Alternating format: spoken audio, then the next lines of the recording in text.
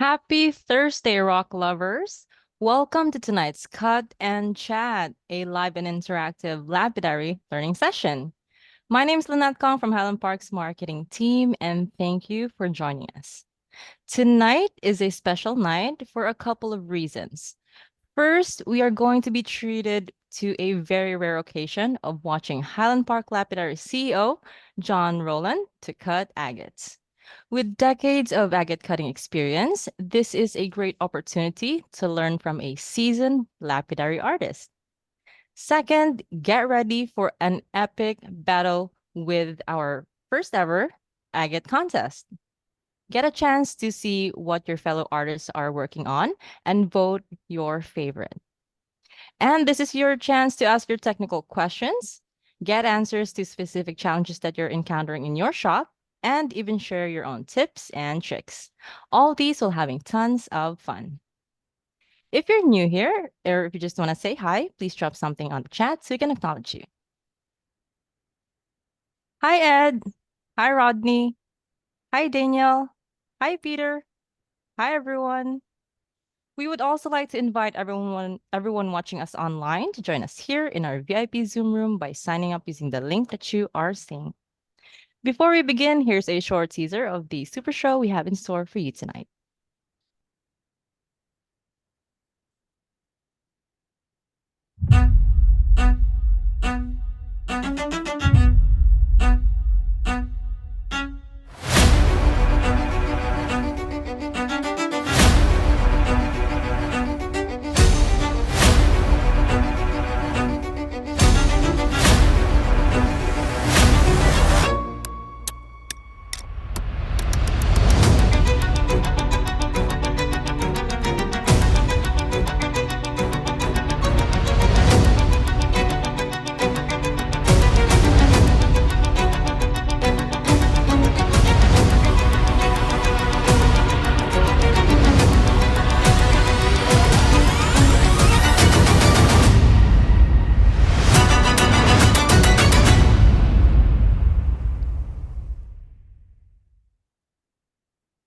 We're super excited to get this cut and chat started, so let's go right into some guidelines.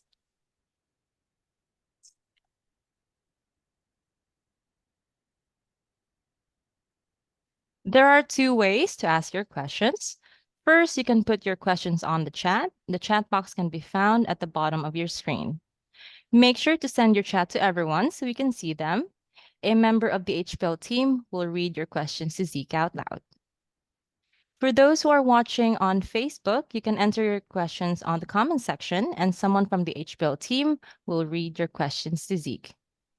Second, to make this cut and chat more interactive, you can ask Zeke your question yourself. At the bottom of your Zoom screen, there's a button that says reaction. Click on that button and you will see an option that says raise hand. When you raise your hand, a member of the HBL team will unmute you, and you will receive a prompt that the host is asking you to unmute. Click on unmute, and you'll be able to ask your question. After you ask your question, we will lower your hand and mute you so the next person in line can ask his or her question. If you have a new question later on during the show, you can raise your hand again. We will be alternating unmuting people and asking questions from the chat so everyone gets a fair chance of their questions to be answered. For the Wheel of Fortune giveaway, if the initial winner isn't here, we will re-spin the wheel until a winner who is present in the room is selected. So now, get ready to learn cutting and polishing techniques, ask your technical questions, and have tons of fun. To officially start tonight's cut and chat, please welcome our CEO, John Rowland, General Manager Sherman Rowland, Mineral Maestro Zeke the Rimple, and rock lover Tilana Rowland.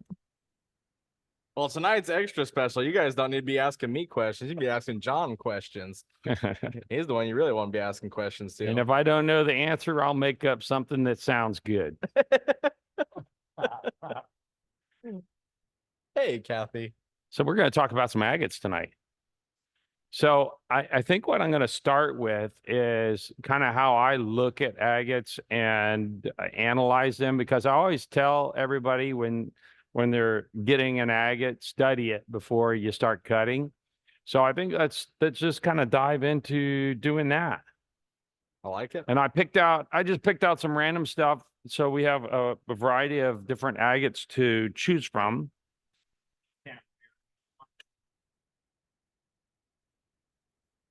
Raise that up a little bit for you. I'm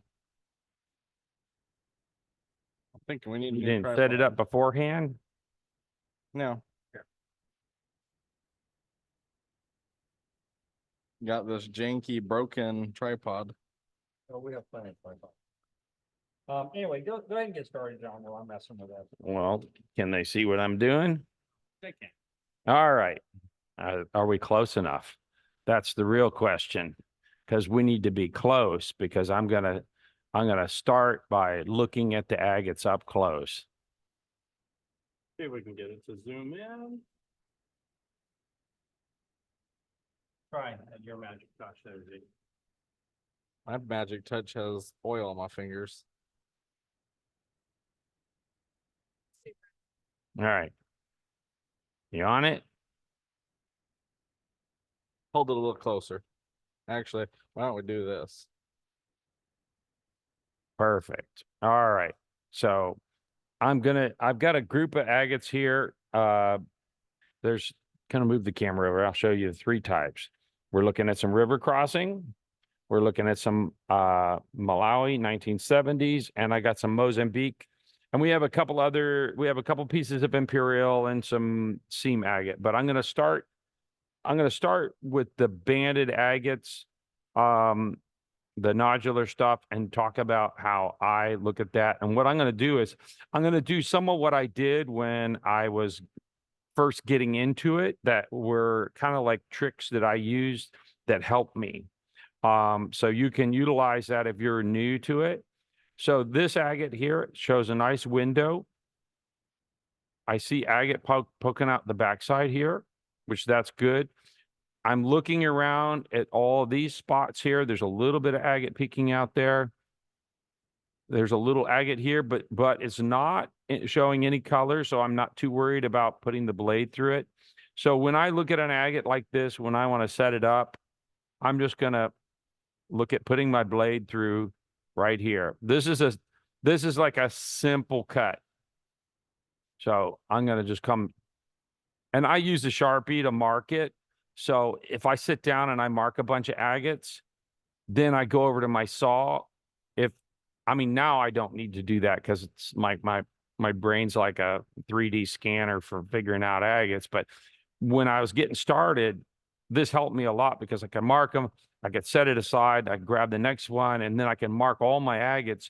And when I go to put them in the saw and I get my hands all oily, I got these lines that kind of help me. So here's another one, a little broken window on it. And it's fairly fat.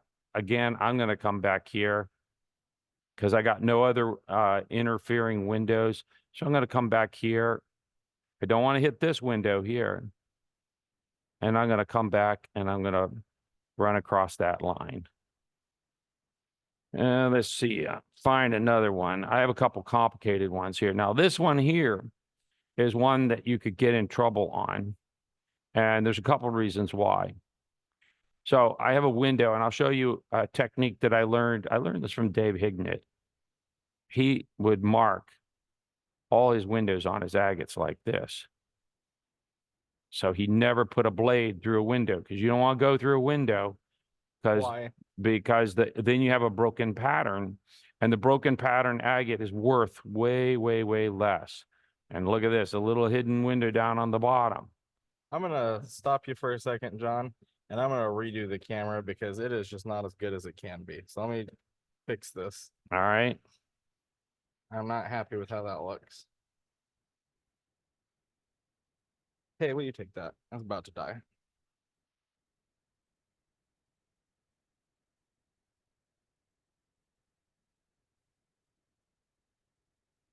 So while he's doing that, any questions so far? You guys are gonna have to watch that cue. I can't see him. Yep. Patrick is asking, what do you mean by broken pattern? Okay. So do we have any agate specimens laying around here? No, I cleaned them all up because I got in trouble for leaving laying around. Yeah, cut half.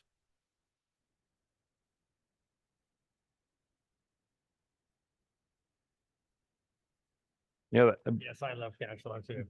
getting a clear understanding of what I mean by broken pattern is a really All right, good you're back thing. on camera here. All right, so back to this agate. Now, this one, why I said it's a little bit more of a problem is you can see it's got a lot of windows on it. And I don't want to go through these windows. And all right, so I'm going to draw like the ideal agate.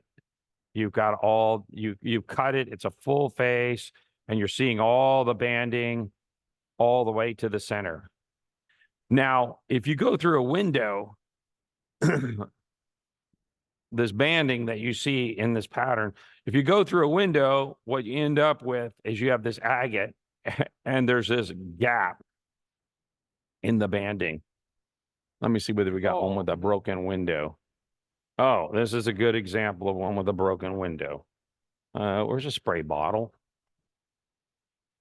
Thank you. Now, this is a great agate. Oh my God, who put this on? Jets. So this agate, really excellent Koyamito. Somebody cut it with a chainsaw. Those came out of an old collection. Now, see, here's the window. And they put the blade right through the window. So now when you look at this finished piece, they got this beautiful band all the way around here, these eyes in here, and the pattern stops. It just drops off because they cut through a window. And they took this specimen, if it had been cut right, $600-700 agate, but because they have this huge window and they went right through it, now it's not a great specimen at all. Now there's ways to resurrect this, and probably the technique I would look at doing on this piece would be to take and make an angle cut here, and then I'd make a curved dome on the whole piece, and then get like this should be dome. This is a really excellent koi. That would be a really good one to do for the dumbing Yep. video. So set it aside for doming, and look at that. Look at the colors in this. Fantastic. But somebody made the mistake of going right through a window, and the value of the agate plummeted because they went through the window. Now, for us, just to get educated, if you fix that agate, will it still be worth a lot less? Well, domed agates are kind of funny because some people like them and some people don't like them. But the net is probably more people are attracted to flat specimens and dome specimens, but high-end dome specimens still bring really, really top dollar. So let's come back to this agate now that we have marked all these windows, because we want to cut this agate and we don't want to hit a window. So now we got to figure out how we're going to get a blade through.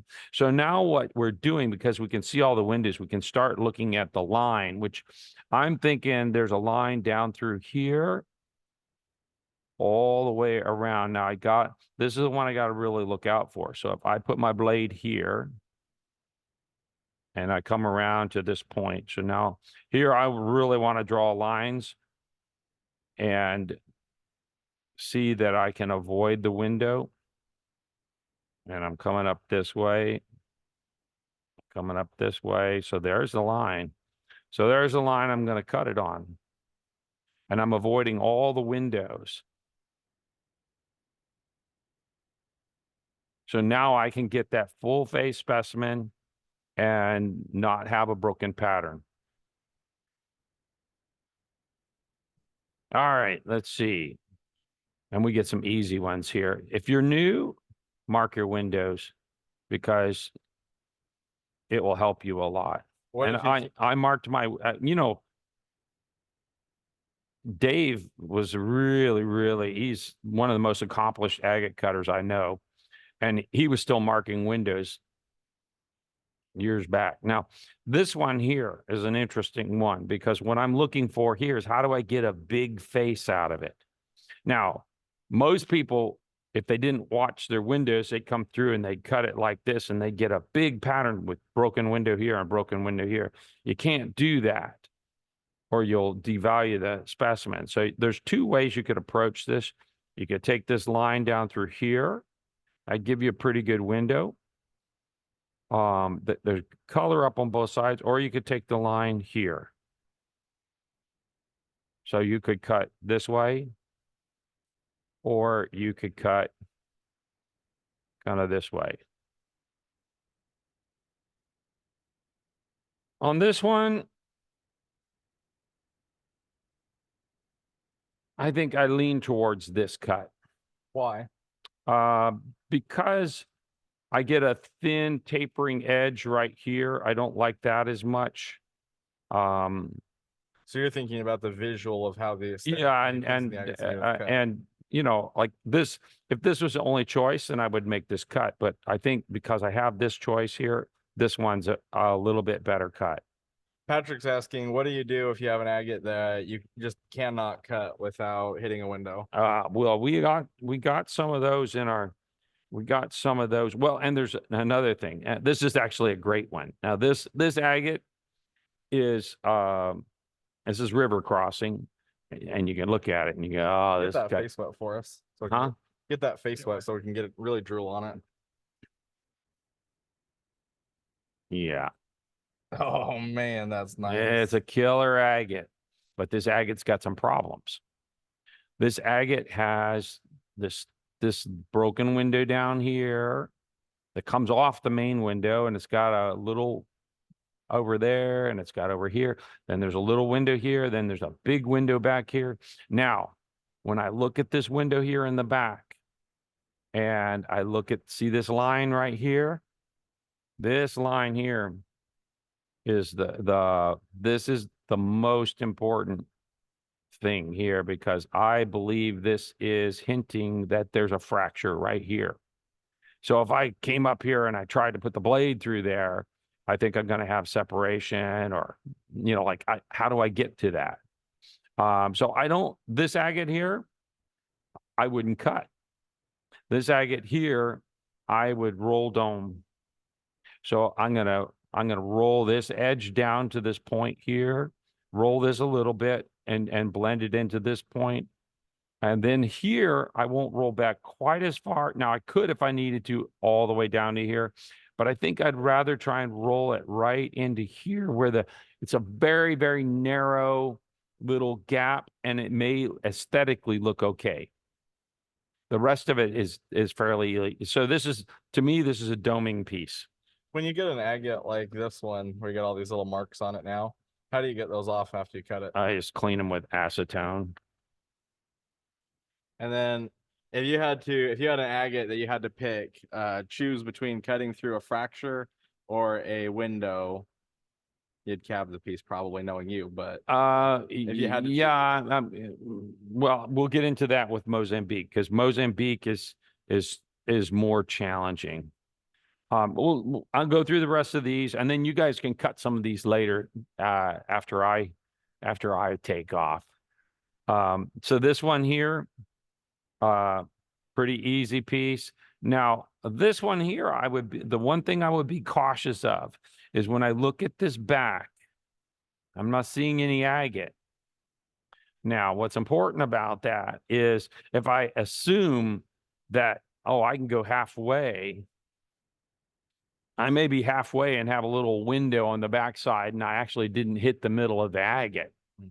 So because I have a really great face here, and it's not wet, but I didn't get it wet because I want to mark on it. This agate here, I would not try and get two specimens.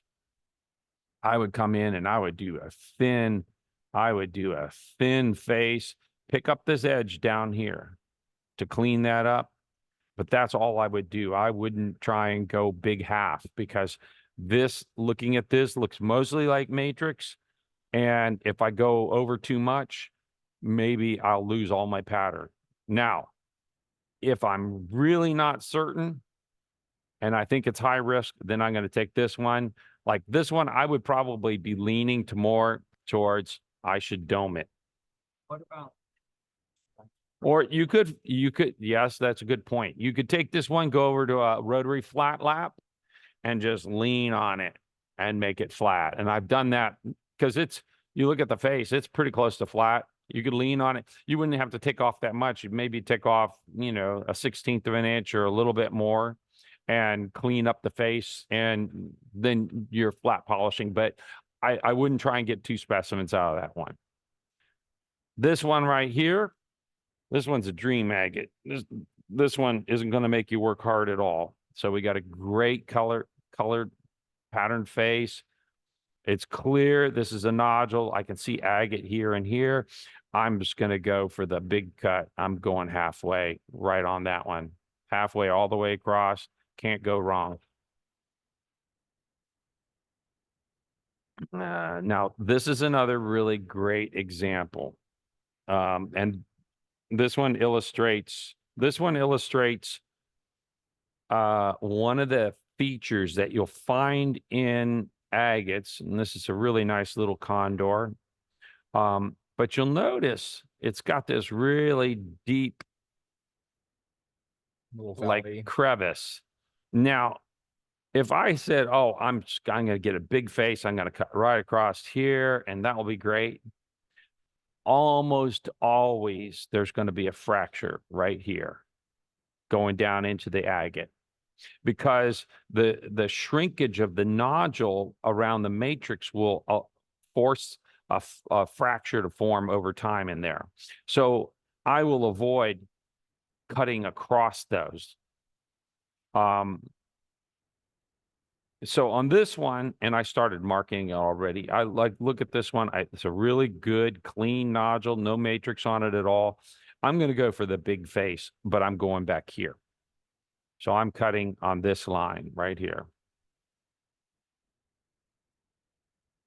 And again, it helps a lot if you're not accomplished in agate cutting. Marking will save you making mistakes. Did you grab some island agates to show? Do we have any handy? John Ed Deckert has a question. Would wrapping and moving a rubber band around the agate help you visualize missing windows better than trying to eye it? You can. I've seen people do that. The big thing is you kind of like, whether you're drawing a line or wrapping a rubber band, you have to be looking to make sure that you are actually making a straight line across the agate. Like, because you can draw a curved plane, but the blade is not going to be on a curved plane. It's going to go straight through. So, like when you set your piece and you look at it, you're going to really be looking, okay, am I going straight through? Am I good here? And whether like I've seen people use rubber bands. When I was younger, I'd done that some too. The problem I had with rubber bands is that when I go to clamp it, I didn't want the rubber band in the way because it would affect sometimes my grip on the agate. And then Marvin is asking, for that previous agate where you marked a thin cut on, how do you get it to grip in the vise? That's a good question. That's a good question. and that's really kind of like the next piece. You get all your stuff marked where you want to cut it. And then you see, I want to look at everybody when I'm talking. So I'm looking back here at everybody and the camera's over here. So you get it all marked where you go, okay, here's how I want to cut it. And then you have to deal with, okay, how can I grab it? Sometimes it's a little tricky. I have agates that, if I have a group of 30 agates that I mark and I go down and start cutting, maybe there's 2 in there. I'm like, I can't figure out how to hold the damn thing. And we are making the grippers. We started making those 3-jaw grippers, and those are great for holding little difficult agates. Okay, so I'll go through. There's a couple more here. I'll go through these, and then we'll shift to a different kind because the different agates are sometimes harder. This one's, again, this is the gift. This is really easy. You're going right through the top. We can see that we got a whole nodule. There's not a bunch of matrix on it, a great pattern, and there aren't any features that look like they'll give us trouble. This one is a whole nodule, and looking at it, I got a little bit of a window here.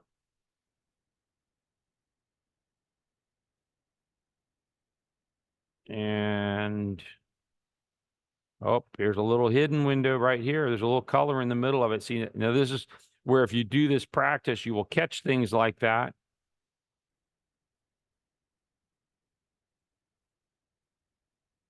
And this one here, the logical cut is right down through the middle here, straight down the side here, just like that. Why? And it's because his big face. So look at the size of that face. I'm getting the biggest face I can out of that agate. And I'm staying away from the windows. There's two reasons to stay away from windows. The first is you don't want to break your pattern. The second is the agate got hit. And there might be a fracture right by that window. And the further you are from the window, the better off you are to be avoiding the potential for a fracture. All right, we got another, this was another gift. There's the window.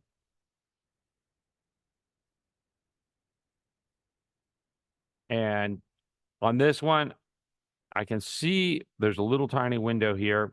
Again, I'm going to come down through the middle. Susie's asking if the window doesn't have any color, can you ignore it? That's a good question, because on some agates you can kind of ignore it, and on others you can't. And the more you get familiar with different agates, the more you will see where it will show up. Now, here's this one here is actually I'm gonna put a little water on it. This real pretty agate, great color here. Now we got a big window here, and then we got another window on the backside here. So this window on the backside, pretty big too. And there actually is a little window right here. Now this one's interesting, and I'll tell you, this is where I do something that's a little bit counterintuitive. This one, I'm going to go over and I'm going to cut it on my 18 because it's got a thicker blade. I'm going to line that blade up right with the middle of that window so the blade takes the whole window out. Because how else I can't get through this agate any other way. I got to go through here, and I can't, like, I could try and get over here, but if a little piece chips out, then I got the window. So there, I'm going to probably go to a thicker blade, and I'm going to go right through the window. Take it out. Then, because that window's small enough, it will just disappear. I think someone was asking about. Well, this one would be a bear. But there's actually a way to get a cut off of it. Now, island agates are kind of interesting because sometimes you can actually do stuff. This one's actually a good example of that. So this is all weathered on the outside. And some people would be like, oh, it's all broken pattern. You can't go through it. But because of the weathering, these you can get away from, you get away with actually going through some pattern and having it look okay. Now, on this one here, my gut, like, see, I don't really want to come through here. So I would probably, again, I'm not sure I would go for 2 specimens. I would probably come through in here and do this line across like this. And I got to come down here, and I want to be probably right about here. It's okay if I go through that end. I'm going to go right up through that end and come across here.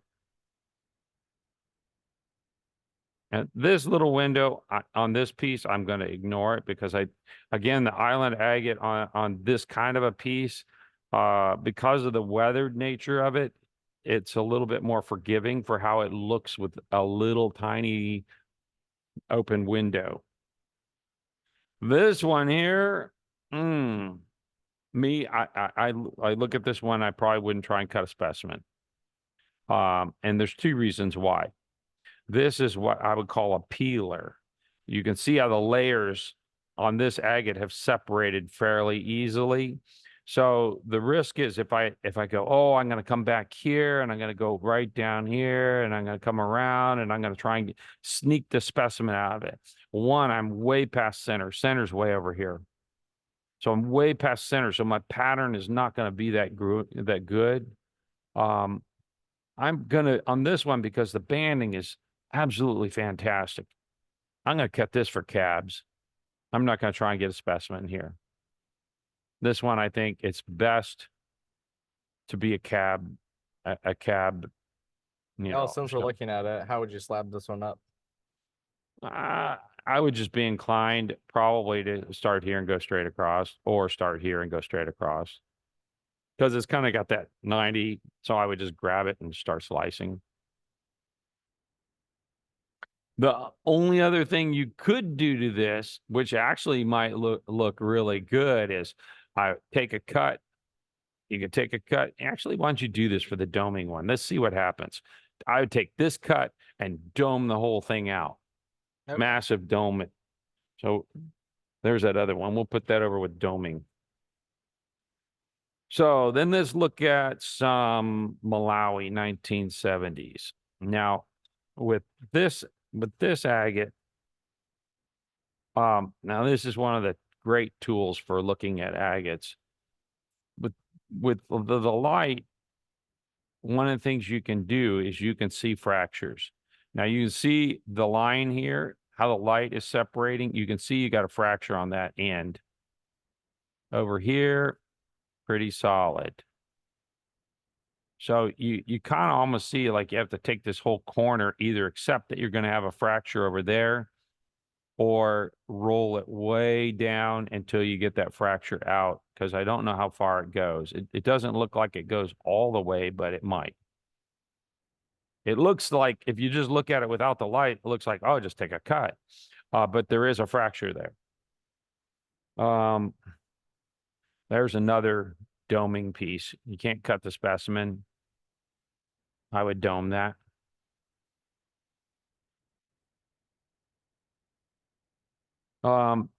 This piece poses an interesting problem.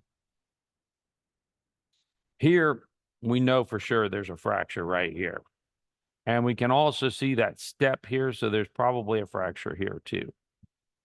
And then if I come down here, it looks like a fracture right here too. But this pattern and the color is really exceptional on this.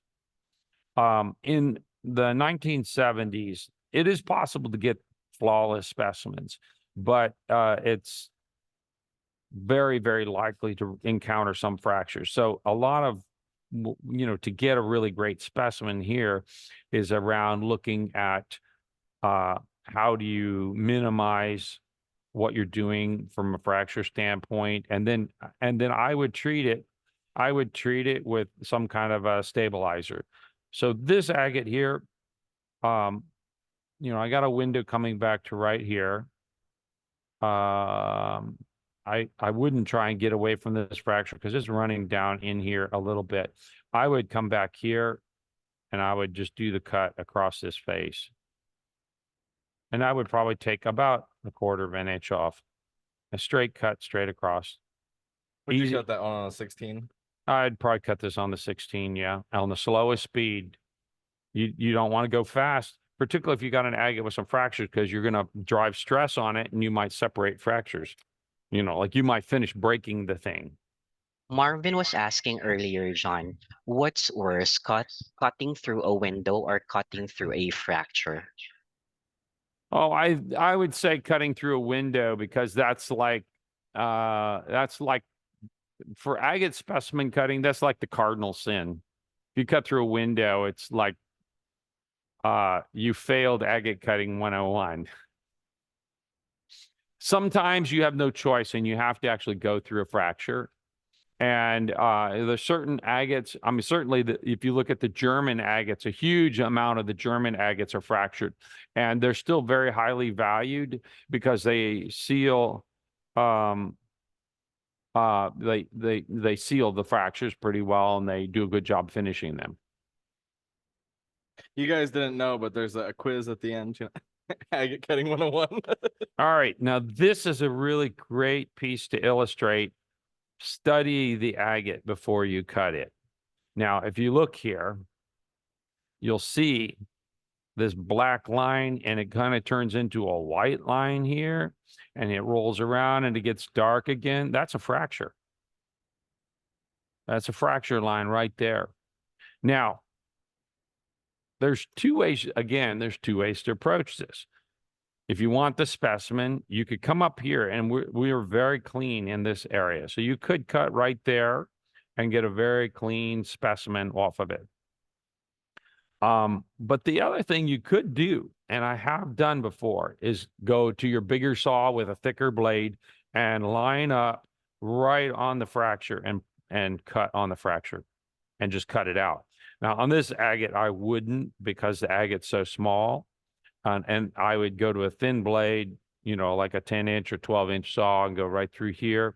And I'd get the full specimen out of it and wouldn't have any problems. And I think more of the color is right here. So that's why I would do that. When we get set up for stabilizing, we'll do one a cut and chat on stabilizing. Let's see. Here's another good one. Let's check it for fractures. First thing I want to do. And see how when you put the light on it, you see that it goes right to that line. So I know I got a fracture there. Now I can see it really clearly. See how it runs across? Now I may not care because when I look at this agate here, this is a fantastic agate. I know I can seal the fracture and come out with a really, really sharp looking agate. The fracture is very tight. It's a well-sealed fracture and could go one of two ways here. This one, I would be inclined to actually dome it because it's rolled here and because it has a fracture, doming it might do a better job of hiding it and minimizing how it looks. But it's such a beautiful agate that I would definitely finish it.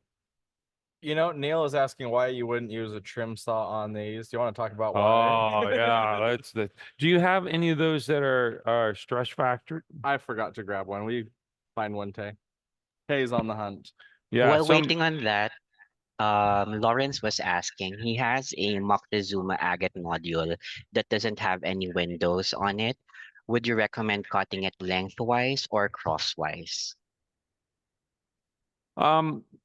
The answer to that would be I would do several things before I answer that question. Like, you know, this is a great example of an agate that has no windows. And well, there's actually a little bit of window, but pretend that's not there. It has no windows. Would you cut it lengthwise or crosswise? I would do a light test on it. I would get up on the agate and I would look for fractures. Like you see on these agates, the Mozambiques, you can really see what is happening inside the agate. So you can see there's a fracture line there. There's fracture lines here. The Mozambiques have a fair amount of fractures.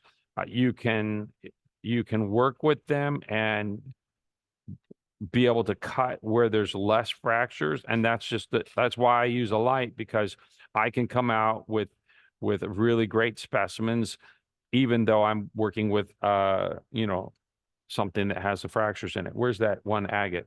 Oh, this is a great example of that. Let me see whether I can get it cleaned off enough.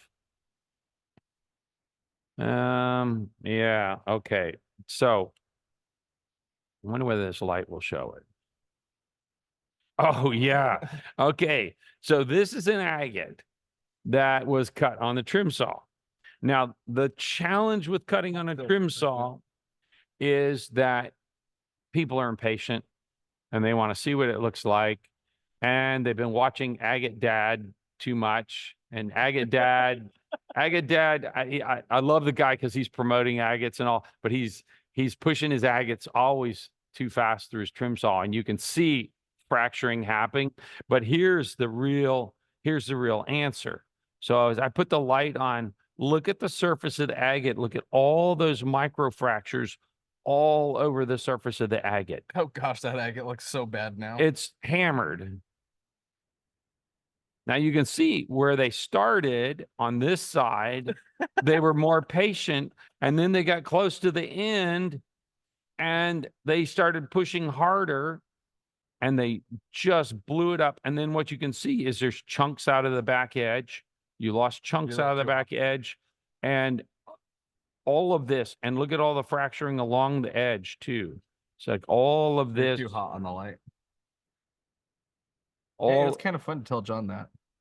yeah. So all of this is caused because you can't slow down enough on the trim saw. It's like the number of people who could do that and have enough discipline and patience. I haven't met many people. And I won't cut. If I have quality agates, I will not cut them on the trim saw. I do For not this- have the patience. For this reason right here. This is a great example. Does that answer that question for you? Because And how much then- would you have to grind off that agate to make it? Oh, you're going to have to grind a 1/16 of an inch off to get past that layer of fracturing. Oh my gosh, this should be domed too. I'm going to put this in the doming pile. Show us why. Well, it's got a broken pattern. Like a beautiful agate, big broken pattern. Now, it might have had an internal fracture. This is maybe somebody didn't study the agate with a light and see the internal fracture, and then they came up and they hit the fracture and the piece came off the end. Because you can see the cut direction is this way. Yep. Because the radius of the blade is curved this way. Or worse, they didn't look at it at all, and you could see that window on there, and they just didn't study. No, I think this is a break-in cut. This is a break-in cut. But look at this agate. It's fantastic agate. If it's domed in, this is just a super gemmy piece. Oh darn, we'll have to dome some agates Yep. now. Great one for your doming. Okay, so let's go back Janice to was asking earlier, John, if you're only able to get a specimen out of half of an agate, what do you do with the other half? I make a cab out of it. Cut it. There's Make a ring stones. couple more questions up here too. Why don't we go? through Yeah, let's these? do some questions. Or John, you could just look at these lists here. I'll just read them to me. Patrick, it looks like the Marvin's talking about the Chinese agates. Yeah, that's right. Chinese agates do get destroyed. Chinese agates. Well, actually, this is great because I can talk about the different kinds of agate. So if you look at different agates like condor agate and river crossing agate, they're much more durable agates than if you compare Queensland agate, Mozambique agate, imperial jasper. Those agates and jaspers are opalitic. And when I say opalitic, that if you take if you're a arrowhead napper, a lot of them, you could take your napping tool and push on the edge and get a perfect little chip off of them. They are much more prone to fracturing and much softer. So if you push heat into them or if you impact them in some way, they will fracture. All right. And then, sorry, Ed Deckert was asking earlier, wouldn't cutting straight through a fracture that goes all around, like the one you just showed, be likely to have the nodule break along the fracture while cutting? That is a risk, which is why you, when I say study the agate, part of what you're studying is where are the fractures, and using the technique with the light, particularly on agates that have translucency, it can really help you see what's there, and you can figure out maybe if you move your blade just a 1/4 inch over to adjust your cut, you can get away from going through the fracture, and you can reduce the risk for having the piece separate on you. And then Neil was asking earlier, would a trim saw work if you push the agate slower? You certainly can try this. And I'll tell you what, if you're cutting Almejo agate is a very durable agate. It's high on the durability range. And if you're really practicing the patience to be slow and not overly push it, and particularly when you are exiting the end of the cut, when you're getting right at the end of the cut, you want to totally lighten up your feed. You want to brace your hands down on your tray, so you're just lightly rocking that agate in so you don't knock a big chip out of the edge of the agate on the backside. And I would say, yes, you could do that. Is it easy? It requires some patience and technique to build. Certainly you could do that. Like if somebody said to me, cut 20 Almejos on trim saw and don't fracture them, I could do it. And If they handed me 20 Queenslands, I'd be like, forget it. Because the Queensland on a trim saw, almost always you're going to break it. tell us why you shouldn't roll your agate. Oh, you got to talk about why rolling your agate. So, okay. If you're going on a trim saw with an agate and your blade's coming in here, and the agate dad, you'll see him do this. He does he'll do this movement like that. Now, there's a reason for that. And it's actually, it's both human nature and it's like a functional thing around the physics of how the blade works. If you go straight in, your blade creates a radial groove and you just hold on that line, then what happens is you'll feel that the cutting goes much, much slower. And it's because you've got more diamonds contacting the stone. Now, I wouldn't say you shouldn't do some movement. I actually think there's a reason to do some movement, but again, you got to be really, really light touch. It can help the blade cut more freely by doing that. But if you're doing really an exaggerated movement, what's going to happen is you're going to generate a lot more heat in there because you're pushing the blade to go faster. And the trick is when you roll up like that back and forth is you are reducing the diamond contact with the stone, and it makes the diamonds that are in contact have a higher pressure because there's less of them and they're going to cut faster. But the downside is it's generating more heat at that point inside the agate when you're cutting.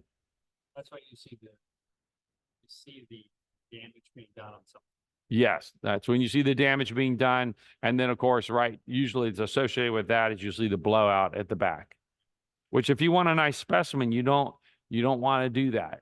I mean, I get, like, there's a lot of people cutting agates on trim saws, and I don't want to discourage that, but I want to definitely educate people for how to optimize your technique so the quality of what you are able to produce using your trim saw is much, much better because you work on your technique. And also then having some expectation, if you get a bunch of Queensland and you try and cut it in a trim saw and you go, man, all my agates are broken. Well, you're breaking them. It's not that the agates are broken, you're breaking them. So if you understand which agates are more opalitic and which agates are more durable, then that can help you a lot if you're working to just cut exclusively on a trim saw. Why is heat bad? Heat's bad because what happens is the agate, when it gets hot, it starts to expand and it's expanding, but the agate that it's attached to is not expanding. And what's going to happen then is it's going to create a fracture. Expansion in an agate is going to create a fracture. So if you heat it up, it starts expanding and you get fractures. And then Michael is asking, does the 12-inch precision saw run slower? It does. It does. I made that saw for me years ago because I needed a saw that was not a hobby saw that's kind of loose and funky. And I wanted to be able to cut iris. So I needed really good, clean control, and I wanted it to not be too fast where it would break my agates, because a lot of the stuff, like, when Lortone did the Panther and they put a 7.5 RPM motor in it, which is almost double the speed, you're going to break your agates. Like, yeah, you can cut jaspers and wood faster, but it's not really overall, in my opinion, it's not overall an advantage, because people are cutting all kinds of material, and getting a little bit more speed and having the quality go down is not necessarily a good thing. So since we're talking about this, how does the HT12 compare to the HT or the Precision 12 on speed? Actually, the speed I run all of the 12 and the 14 at is very similar, and this 10. I run them all very similar because of the same reason. People are going to stick an agate in there and want to cut it and not have it get screwed up. I didn't put the fast motor in my HT14 because I think it's a stupid idea. So it's running a 4 RPM motor on those as well. And I got a fine thread feed screw. So, I made them so they're going to perform for producing quality and not screw up your good stones. It's, if you're cutting junky stones and running really, really fast, who cares? That's why we say don't cut ugly rocks, and then don't destroy your beautiful rocks when you cut them. So if you're cutting something like mookaite or like a big Mookaite's harder than hell. I wouldn't run it at 7. You're going to have your blade's going to start getting hot. Your blade pressure is going to go up. Your feed mechanism's starting to get stressed, and like, it's a bad idea. Now, if you're cutting granite all the time, it'll work just fine. And then from Jackson, how does the drop saw handle high quality agates, or would you avoid using it? Now, you actually can cut some pretty good high quality agates on the drop saw. And the reason why is you can change the weight. So if I was sitting there putting a big Laguna agate in my drop saw, I would lighten up my weight and not be impatient, and I would let it do its thing. And I would run it, I'd run it with oil, because oil's got your lubricity. It's going to keep your blade cooled. And, and then if I'm cutting slabs of something that is, like, for example, something really durable like the pocket rot wood, if I'm cutting slabs, I'm going to max out the weight. I'm going to run the hell out of it. I'm going to get slabs really fast, and I'm going to get great finish. But that's the beauty to the drop saw, is you can actually affect how it feeds by the amount of weight you put on it. On that note, there was a question earlier. Are you gonna build a drop saw between the 14 and the 36, something like a 30 or a 24? Well, what I'm working on right now, which I need to get back to my design stuff after I trip here, is I'm working on the auto slicing 18 drop saw, auto slicing 18, and it's going to be an incredible beast, revolution. And of course, I could always take that saw and say, okay, I can make a non-auto version of it or something. I don't know. Most people, when you see the auto version of it, most people are going to be like, oh God, I got to have that. Because everybody's got the problem of they don't have enough time. And the idea behind that is, how do you expand your time? Warranty question for you. Do you have to use HP oil in the HP saws for your warranty? No, you don't have to. Certainly, there are very few oils out there that are able to perform like the one we have. So if you go to Tractor Supply and get your laxative oil, is it going to void your warranty? Okay. No, that's where I'm going to disagree with you, Sherman. I'm not going to void somebody's warranty because they put Tractor Supply oil in it. But when you call me up and you say, my blade is ditching or my saw stalled out, because those oils don't keep the blade sharp. They're too thick. And if you know that, what I tell people is like, yeah, you can get away with it, but sharpen your blade a lot. If you sharpen your blade a lot, you can run that thicker oil. But if you're in Montana in the wintertime, you better put a heater in the oil, because what's going to happen is that viscosity is going to go way, way higher, and then you're going to start running it. We found this out when we first were building the saws. We get all these calls in like September and October from all these guys in the Northwest, and be like, something's wrong with your saw. And I'm like, well, what are you doing? You know, what are you running? And then they'd explain, and I'd be like, what's the temperature in your shop? And be like, well, it's about 32. And I'd be like, well, there's your problem. And those guys, some of them would be willing to change, and they change the oil, and they put our oil in, and all of a sudden their saw is running great. And for those that are new, because I know we got a lot of new people on here, colder oil is thicker. Yeah, viscosity goes up with temperature going down. And what we discovered is this: viscosity of the oil is a very, very significant factor in the performance and how the saw cuts and how the blade stays sharp. Thicker oil, your blade will get dull faster and you'll have to sharpen it more. If you get the brilliant idea you're going to run a water-soluble synthetic, yeah, that's where you're going to get your warranty voided, because the water-solubles will not work for a slab saw. You can run them in a trim saw. They're not going to cut as good as oil, but, you know, like, there's some reasons for doing that. There's definitely reasons for running water in a trim saw. If you're cutting turquoise or Chrysocolla or something like that, yeah, you don't want oil in your rock. And you know, the lubricity goes down. But if you're running a slab saw, for God's sake, don't put diesel in it. You'll burn your shop down. We've got several customers burn their shop to the ground. Don't run some, you know, I'm not an advocate of transformer oil, because a lot of those, you don't know what's in it, and your health is way more important than saving a couple bucks on oil. So if you are going to run water, are you going to put anything in it? On a trim saw? Yeah. I personally, I don't think that the additives are helpful at all. Like, so minimal, it doesn't really matter. I mean, you got to keep your blade sharp. If you're running water, you're going to sharpen your blade more often. The big thing is dump the water. Dump the water every time you finish your cutting session. Dump it. Don't leave it sitting in overnight. You'll rust your blade. You'll create problems in your saw. If you dump it, you can get away with a lot. And then Kathy is asking, can you explain the science behind the blade dulling faster using a higher viscosity oil? Okay. So basically what happens is, when the blade is cutting, that you're flushing the particulate out of the cut. And how well you flush the cut will affect how those diamonds stay sharp.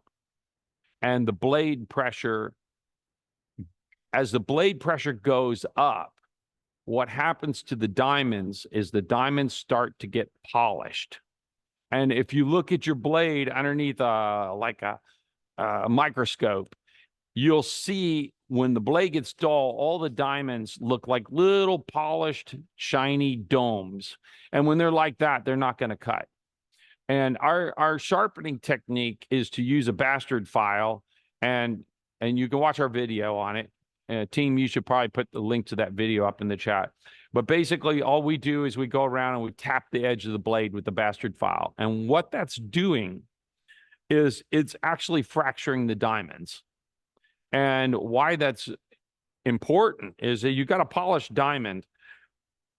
The other blade manufacturers, they're like, use an abrasive stick or cut a grinding wheel or cut a brick or cut obsidian or something like that. And all you're doing is you're wasting blade life. You're grinding away all of those diamonds to expose the next diamonds that are below those. And that's stupid.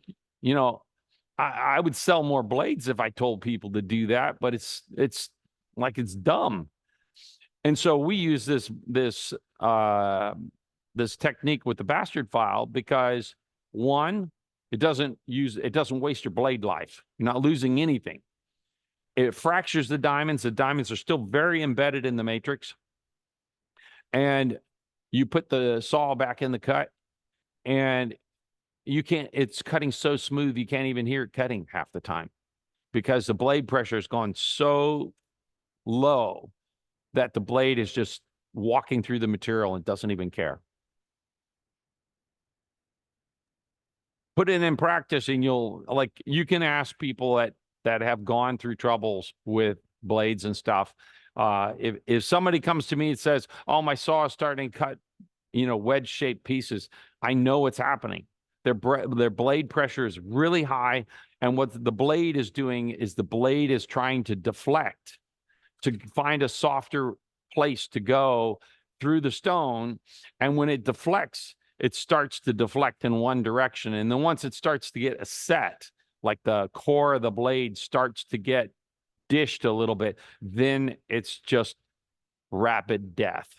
The blade will dish more and more and more and more. And when you get a blade that's really dished, it's done. You can't. It can be half of the life or even more than that left on it. But once you've dished it, the blade will never cut straight. So the real key is keeping that blade sharp and keeping the blade pressure low. And the thinner oil helps you do that. Like I did all kinds of studies on this. I did blade pressure tests. I cut with different oil. I cut with different blades. And all of the answer is how do you keep that blade pressure low? Now, the other piece of it is your blade pressure low and you're much less likely to damage your rock too. Like the classic thing, if you see people that have a rock that's quote unquote slipped in the vise, high blade pressure. The blade pressure got so high that it dislodged the rock from the vise. And then they have a crash, like literally the rock goes sideways, the thing locks up and puts a Z bend in the blade, and then they're bummed out because they have to buy a new blade. But the problem is, if they don't learn what the cause of that is, they'll repeat it. So that's why we advocate the thin oil, because we've run a production shop with 10 saws in it running, 10 hours a day, 6 days a week. And we know what works and we know what doesn't work. We learned all the hard lessons as we spent all the years in lapidary. From Ed Deckert earlier, John, you mentioned about how the heat buildup could damage the agate. Would that also make the diamond blade wear out faster? I'm not sure I understand the question. How the heat buildup could damage an agate, but would the heat buildup also make the diamond blade wear out faster? Will more heat to the blade ruin the blade? Yep. Well, okay, if you're in a trim saw,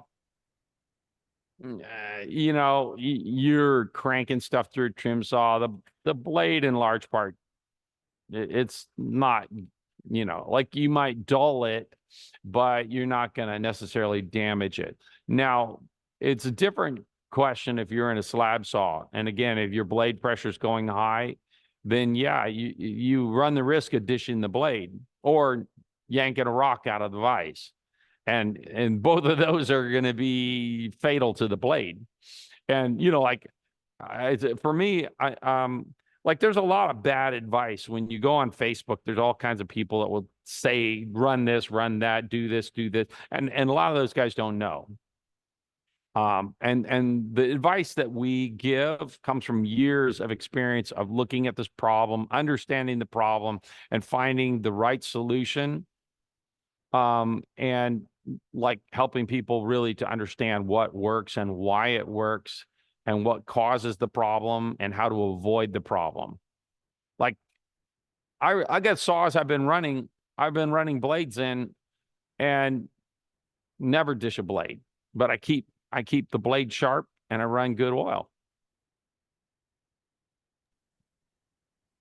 And then another question about blades. Number one, how often should you sharpen your blade? And number two, do you sharpen the thin line blade the same way as a diamond blade? Yeah, I sharpen the blade the same way. How often? It really depends on your frequency and intensity of cutting. Like if you know, when I'm running a production shop, on a lot of those machines, if we're cutting like Arizona petrified wood or mookaite, we may sharpen that blade every day, but we're running it 10 hours. And the big thing is, if you listen to your saw is going to tell you, you're just listening. I always laugh when I go to quartzite, because I go to quartzite and walk down the row, and there's some guy with a Lortone back on one of the back aisles, and you can hear it. And it's like, shh, shh, shh, shh. I mean, the saw is just screaming and laboring, and you're like, oh, that blade's really dull. And like I had some new guys in my shop, and they were running a bunch of 18-inch saws, and I walk in the room, there's like 15 saws running, and I can hear a saw that's in trouble, right? I can hear it. Well, the saw is going to talk to you. You can hear, really laboring. And I go over and I shut it off. And the first key that you got a problem is when you shut it off, and the normal thing is you shut off the saw and you hear the blade slowing down, and you shut it off and it goes like, okay, and you open it up and you can barely move that blade by your hand. Your blade pressure's through the roof. And so I had these guys, and they thought they didn't need to sharpen his off, and they're cutting Arizona wood, and Arizona wood's really hard stuff. And so I call them over, and they're like, yeah, we think that motor's about ready to go bad. I'm like, yeah, you keep running it like that, you are going to kill the motor. And so I pulled it back, and we were halfway through the cut on a big piece of wood, and I got the blade in a bastard file, and I sharpened the whole blade, and I showed them again, like, you guys got to do this. And we put it back in the cut and fired the saw, and you couldn't even hear it. And they're like, oh, I don't think it's running now. They thought there's something wrong with the feed, and they're going through all this stuff because the saw is so quiet. And I'm like standing there for another, I don't know, 10 minutes, and all of a sudden, dunk, dunk, it drops the stone. And if you listen to the saw will tell you how it's cutting. If you hear it and you're getting a lot of blade noise and it sounds like it's working really hard, chances are your blade's dull. Sharpen the blade and then listen to the noise level drop way down, and you'll get that, what I call sizzling bacon sound, like a diamond blade or a core drill. When it's cutting really well, it has that like it's like frying bacon, that sizzle kind of sound. And that's when a diamond tool is most happy. Like if you run a core drill and you adjust the speed, when you hear frying bacon, that's when it's cutting right. That's a great memory I have is when I bought the core drill. You told me, listen for frying bacon. I was like, he's crazy. How am I going to hear frying bacon? That's nuts.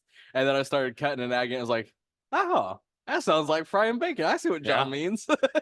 When you're frying bacon, your tool's working right. It really does sound like sizzling bacon. Yeah, when it starts laboring and you hear it, and okay, better sharpen it, find out what's going on. If you keep running it, that's when you get in trouble. An ounce of prevention is cheap in this industry. It's a bastard file, tap on the edge of the file, put good oil in it.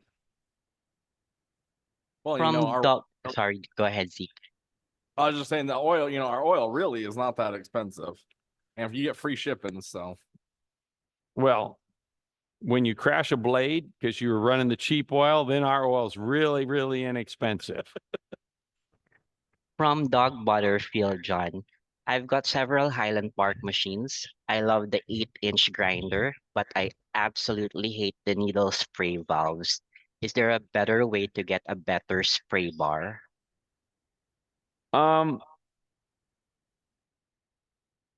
Actually, get him to contact me on my Facebook, because I've done some improvements. I've done some improvements on those, and there's probably ways that I can help him get his where they're working right. Got it. Thank you. All right. And then from Jody, do you sharpen the blade while on the saw? Yeah, I never take the blade off. I never take the blade off to sharpen it. Hey, Zeke, grab me a bastard file. Yeah, here, bring the camera over. 16 could use a sharpening. A 16? Yeah, 16 needs a sharpening. All right. So I can have a rock in here. I can be in the middle of a cut, and I can hear that my saw is working too hard. And all I'm going to do is I'm using this bastard file, and you can see the serrations on the edge. You want one that's about this kind of serrations. And I'm going to come over and I'm just tapping.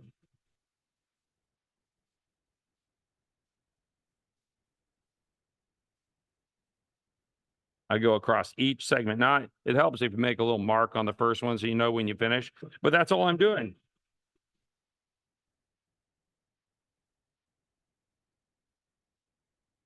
And I'm walking across each one. And all it takes is a bastard file. You don't have to take the blade off. That's all you're doing. And if you look close, you'll see I'm making little lines. The little lines, I'm leaving a little bit of mark on there. I'm not hitting it so hard that I'm not knocking chips out. You don't want to knock chips out of your segment. You're just putting some lines in it. And you can see this blade, this isn't that dull. I can tell looking at it. Now, what's interesting about this technique is that I've seen two other versions of the technique. A ball peen hammer. That's what I use. Ball peen hammer, it's doing the same thing. You're hitting the diamond. The diamond doesn't like the impact. It's gonna crack, which is fine because the diamonds are embedded in this matrix. And if the diamond cracks, it's not coming out of the matrix. Now, if you grab an abrasive stick and you cut it multiple times, you're grinding away your blade, and you have to remove all of those diamonds to expose new diamonds. It's like stupid. The blade companies love Yeah, that. blade companies, they love to promote that. But, it's like my commitment's first to actually teaching the right way to do something. And if it means, okay, I'm teaching you something. Like I've had people that were told by MK, oh, your blade isn't cutting anymore, you need to replace it. And they got that much diamond on their blade. And then I tell them, well, just hit it with a bastard file. They're like, really? And then they do that, and they got this blade that they replaced, and they've renewed it, and it's cutting fine. They didn't even need to buy a new blade. Have you ever told the story about the 36 where the guy was like, oh, his saw is bad? Yeah. Well, let me say the other thing. In blades, the most important thing in the blade is this matrix. So if you look at the segment up close, the segment is a centered segment, and it's brazed onto the body. The body is this is a experimental blade that I'm working on right now. But that matrix is really important. If this matrix is too hard, then the blade is never going to work right for lapidary. And this is why you can't buy an asphalt or concrete blade or tile blade and use it on lapidary and get good results, because the matrix is too hard. Our matrix is much, much softer. This matrix, in all of our blades, this matrix is the matrix that I developed back when I was doing core drills. Can you do the same thing on a green line blade that you just did? Yeah, you can do it on a green line blade. Did you do it on a thin line too? Do it on a thin line. Any other diamond blade, you just do it the same Pretty way? much. We can do it on a 32,000. No, you wouldn't do it on a 32,000s blade. You do the core bits the same way? Do the core bits the same way. Peter is asking John, if you stop a cut at the middle, when you restart, should you start at the beginning or of the cut or inside the cut? Well, there's really two answers to this. If you're let's say you're cutting, and then you can hear your blades kind of loading up. You're like, oh, I'm a little worried. I think I need to sharpen it. you stop the saw, and if the blade is moving smoothly, you can actually sharpen the blade while it's in the rock. You know, not even move your vise. Now, if it's really tight, I'd back it up. I'd sharpen it. Then I'd come in, and maybe I'm going to come in an 1/8 inch from where it was cutting before and start it up there. I wouldn't start the whole cut. The exception to that would be I'm in a cut and my blade is so dull and I was running it and it's starting to drift on me. In other words, it's starting to dish because it's deflecting. Then I might run that whole cut over again. And you're going to get a step in the face then. But the other, if you run it in a cut where it started to dish, then you are going to actually further risk dishing it more.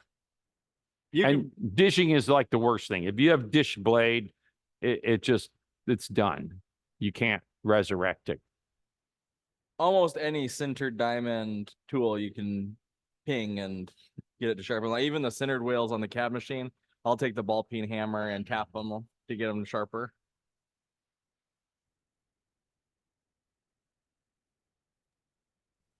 All right, those are all the questions that we have for now. All Oh, right. sorry, Vicky is asking, how can you tell if a blade is dished? Oh, that's pretty easy. The best way is, do you have a square down here? Not yet. You get a straight edge, like an L square, or a stiff metal ruler, and you lay it on the side of the blade. So here, walk over here with me, Zeke. So if I'm looking at my 18 here and I put a metal rule, now you don't want to be on the segments. You look from here to here and you put the metal ruler on that and you look across the blade and you see if it's touching here and touching here, but there's a gap here, that's a dish. Or if it's touching here, but and it rocks because it's depending on which way it's dished, if it's dished this way or dished that way. But you can check it right while it's in the machine. You don't have to take it out to check that. Now, you know what? Let's cover this because this is important. On any number of slab saws, one of the most important things when you're running rocks, and this is actually, it's not just a beginner mistake. Sometimes I'm in a hurry and I loaded a rock, and this platform right here, this is the base of your vise. If you look in a saw and you look across, and we can do that on the 16 here. Look from the right-hand side there. Your other right, yes.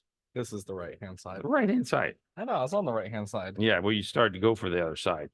So if you look across here, so get down and get your camera down here and look across. There's the top of your flange.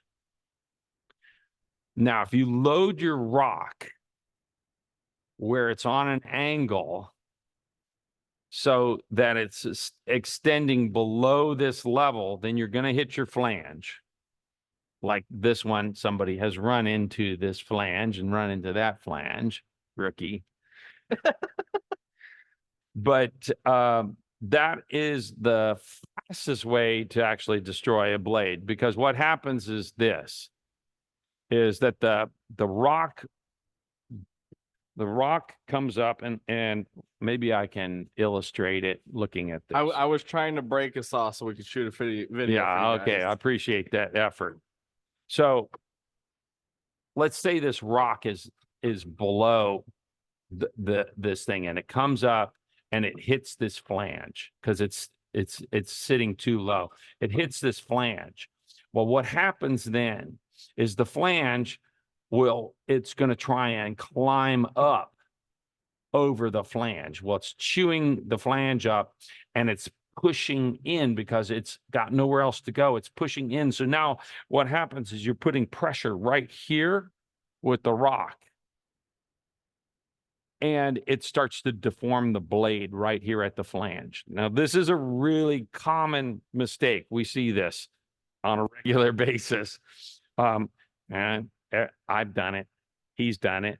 Uh-huh. I think you probably done it. Everybody has done this one, but this is one you got to really watch for, because if you do that, that's a real fast way to wipe out the flange and the blade. For me, it's when I'm like, oh, I think I can squeeze that in there, and it's way Yeah. too big of a rock for the saw. Well, and it just takes a second to go look at it and make sure. Well, you know, while we're talking about it, I do got a little trick for people. And this is what I tell people is when you clamp your rock, to get down and look across the front of this at the flange there, you can see if I line it up, so you're looking just barely at the top of the flange in the front of this here, you can see that rock is above that line, so it's not going to hit the flange. So if you're not sure, just get down there and check, and that way you know you won't hit your flange. All right. Well, you know what I think you guys should do next? Cut some agates. Load some agates in there. I got to take off. Okay. Any other questions for me before I go?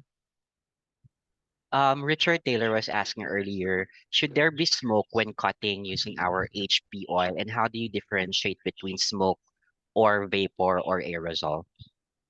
You're gonna see vapor, because you're slinging the oil inside the saw, and a certain amount of it will get airborne. Now, what I typically do is let my saw sit for a couple minutes before I crack it open. Some people put vents on the back of the saw to actually evacuate it just before they open it.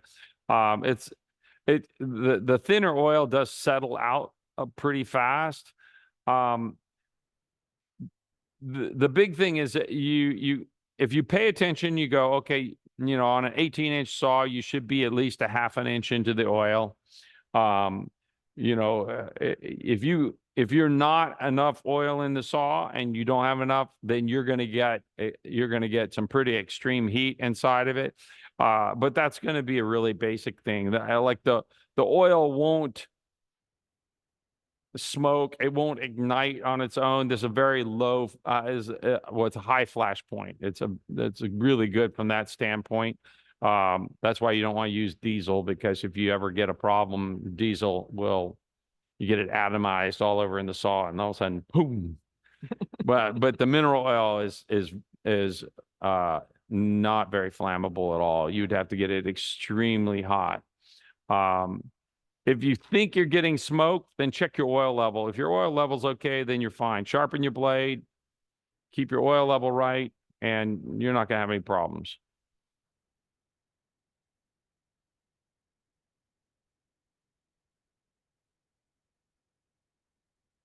Yeah, it's a good idea to wear a mask. Good question, John.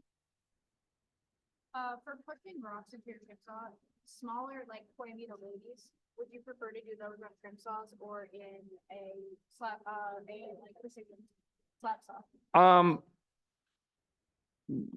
Again, like Koyamito babies, that's a great question, because the Koyamito babies are like 3/4 of an inch, and putting them in a slab saw feels really slow.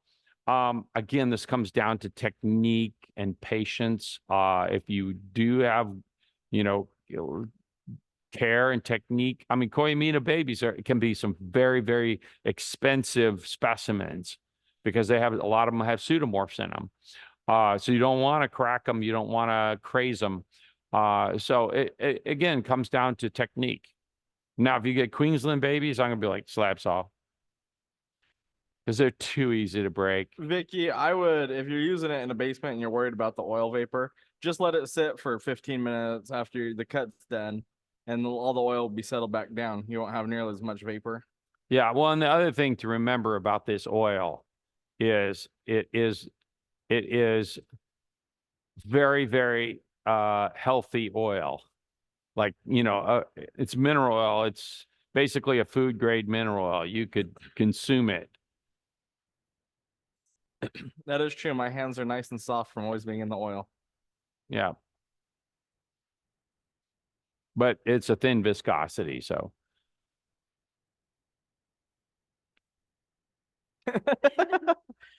I probably wouldn't. Oh, the smoke. It's true. 36 with a bad blade. Yeah, there's nobody that I know that can do the blade work anymore.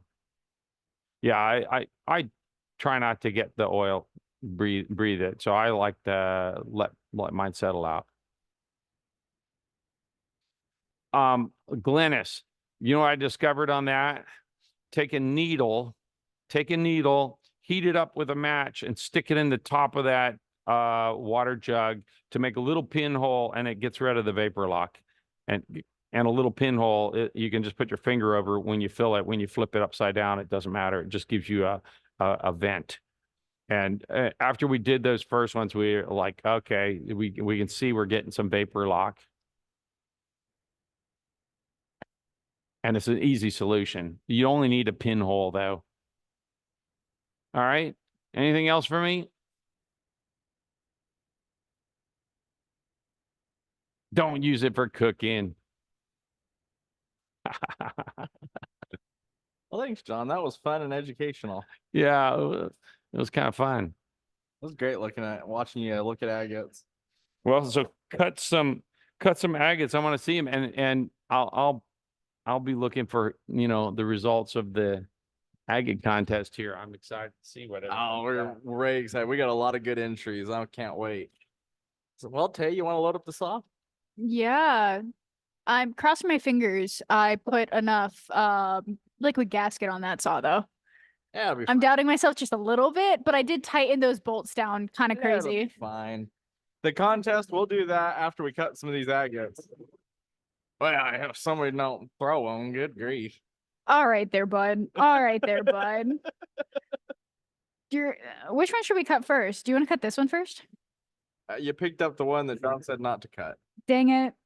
Grab It's the one with prettiest sharp one. mark on it. You picked up the first one. Grab one of these. Like, that's gonna be a good one. I was gonna say I could probably clamp that one in my saw. No, you Take can't. that really I fine. like that one right there. I hate cutting these types. Oh, that's gonna be a fantastic. No, I know, agate. but I always hate cutting them. Clamp this one up in the No. here. Could do this one. But I want to see this one. Well, I'm set on this one now. you know, pick a hand. Come on, let's see that one. Oh no, too late. Put the first one, the one I handed. Well, I'm holding the phone. Do you want to do this one and this one and this one and that one? Or Yeah. do you want this one in the precision and this one Yeah, in this put one? that condor in here. It'll be easier to clamp Alright. because it's got that knob to clamp it with. How do I want to clamp it? I want to clamp it this way. Yep. And this, I haven't used this 10 yet. Tay really doesn't need me standing here telling her what to do, but it does No. not stop me from doing it. It's kind of like I've had my forklift thing since I've been driving a forklift since I was 14. And this guy has been driving it for 6 months I've and he driven still all- tells me how to drive it. Yeah, but I got a $60,000 tractor when I was 7, so it's not like I'm new to machinery. And I'm just saying, it's is a not. tractor a forklift? I had forks on it. I'll just do. Dang, this Mary doesn't is give you a lot of curious, room. Zeke. How many saws do we have set up currently? Let's see. Well, while Tay gets that cut in there, we got the 10-inch. Here's a 14-inch drop saw. There's Tay's 10-inch little. If you you're know, mean to her, I swear. There's a PT that needs something next to it to put oil in. We have a 10-inch over here. None of this is really set up and in place. We're getting there though. And then if I go back this way.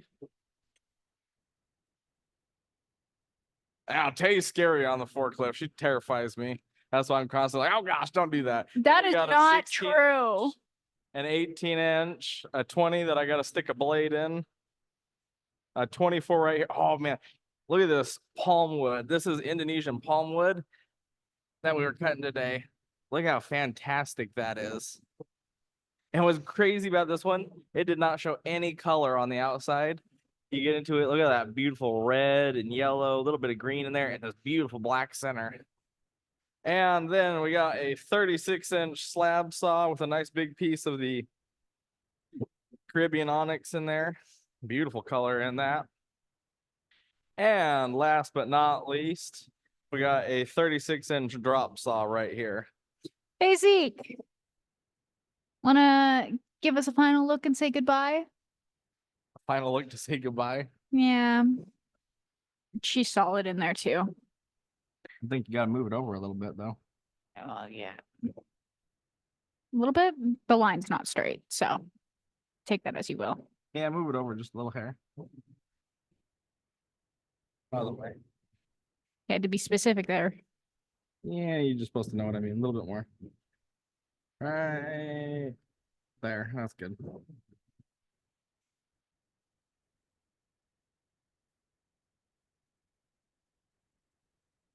We're good.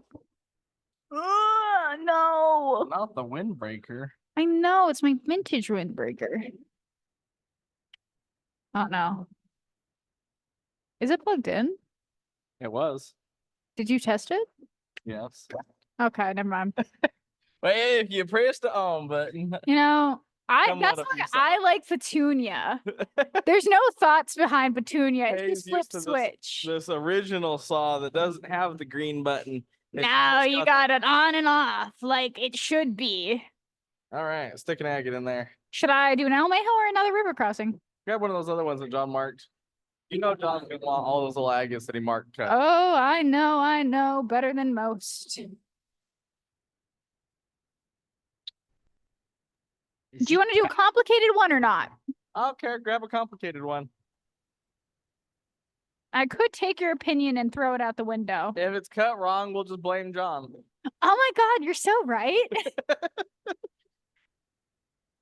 Yeah, Patrick this saw's Parks looking was- so good. I Sorry. scrubbed the daylights out of this thing. It looks so dirty. We walked away from the camera, or the computer. So we'll come back and answer questions here in a minute. I can't hear a thing you're saying, Darwin. I think I have to put Oh yeah, we're gonna need a leveling feet on it.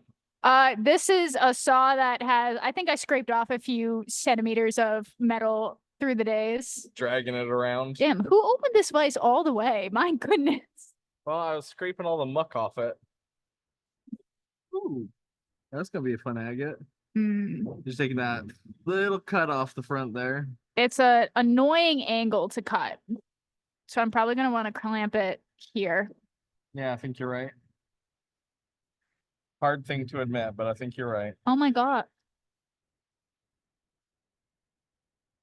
Turn off that saw.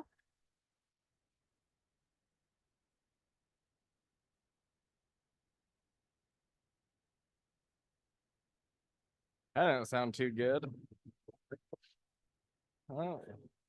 Yeah, that one's not tight at all. Did it fall? Yeah, I wasn't in there. There's a good example of what can happen.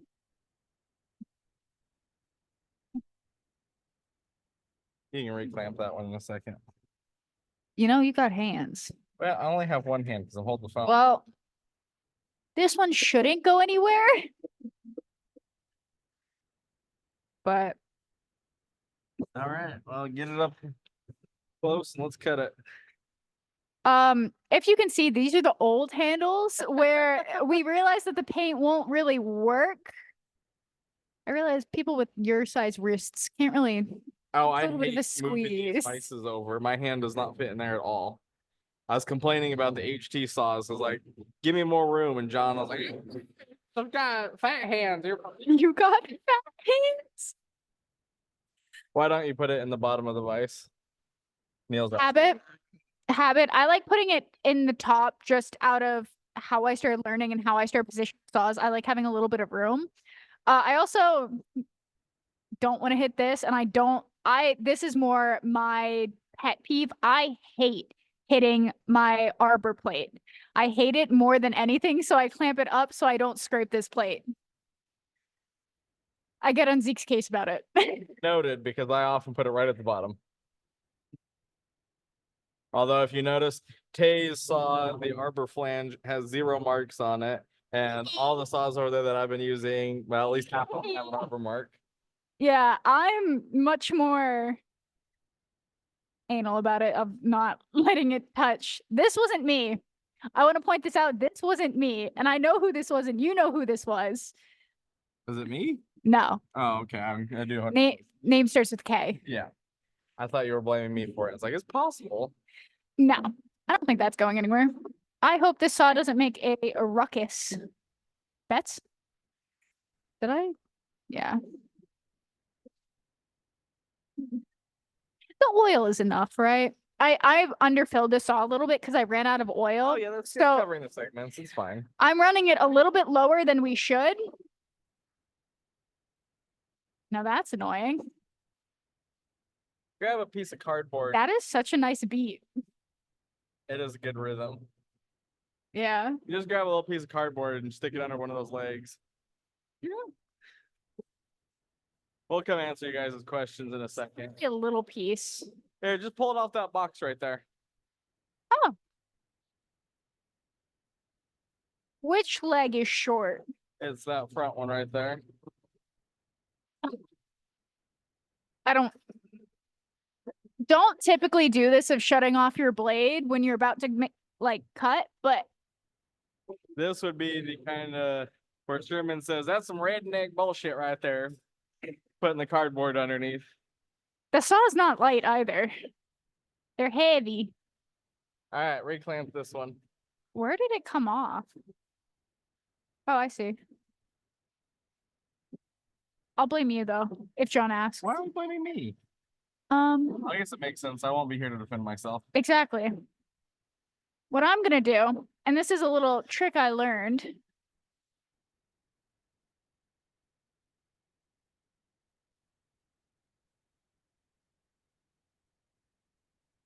Okay. I know next time I walk up and grab all Tay's agates, be like, is it tight? What agates? I'm always in the office. No, say when you This clamp them. go over that far. It's fine. That's close enough.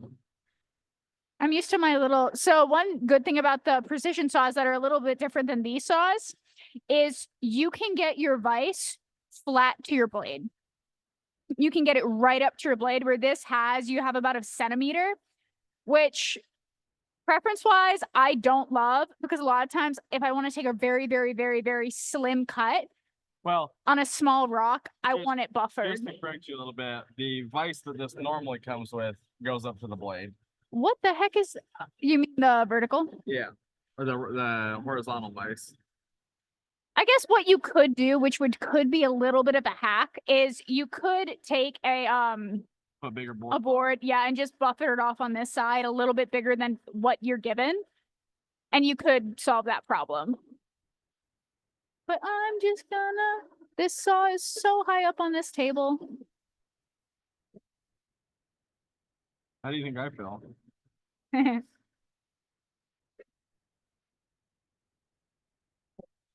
Are you gonna back off because you're Yeah. pushing into the blade? gonna recut that. It can be ground off and polished. Yeah. This rock doesn't want to hold for me. Yeah. Can I start blaming John now?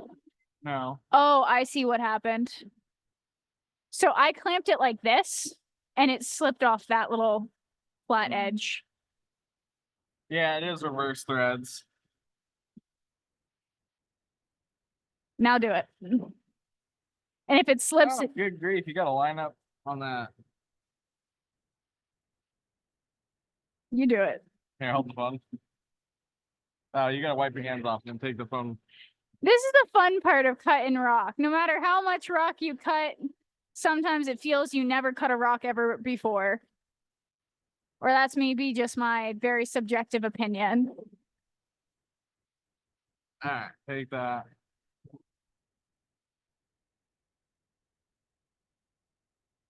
If yours slips, can we say it's a cursed rock? No.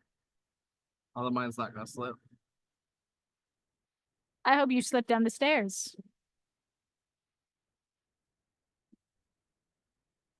Is it lined up with the line? Yeah, as close as you're gonna get.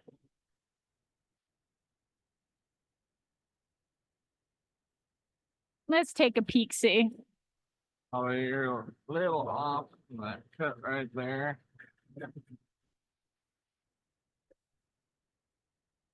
There you go. Let's see that line. Now the line's way off, but I'm lined up with where you got the blade mark as close as you can get it. Yeah. I'm blaming you for this one because you did the first notch in it. Can I blame my noodle arms? Your noodle arms. All right, let's answer these. Can we blame the noodle arms? Let's see. Where are we at question wise?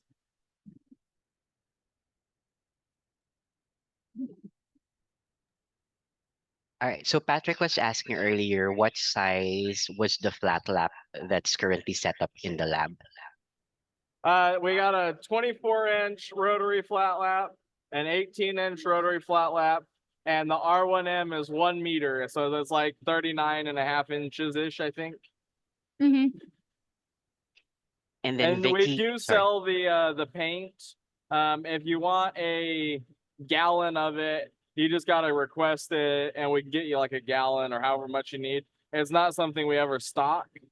So pretty much if you need it, Well, we once stocked it and it all went bad because it settled and went grainy. yeah, we had a whole bunch just sit on the shelf for years, and it was like brick hard. Well, yeah, because it's very rare that people do order it. So if you want paint, just send us a message and we can get you paint.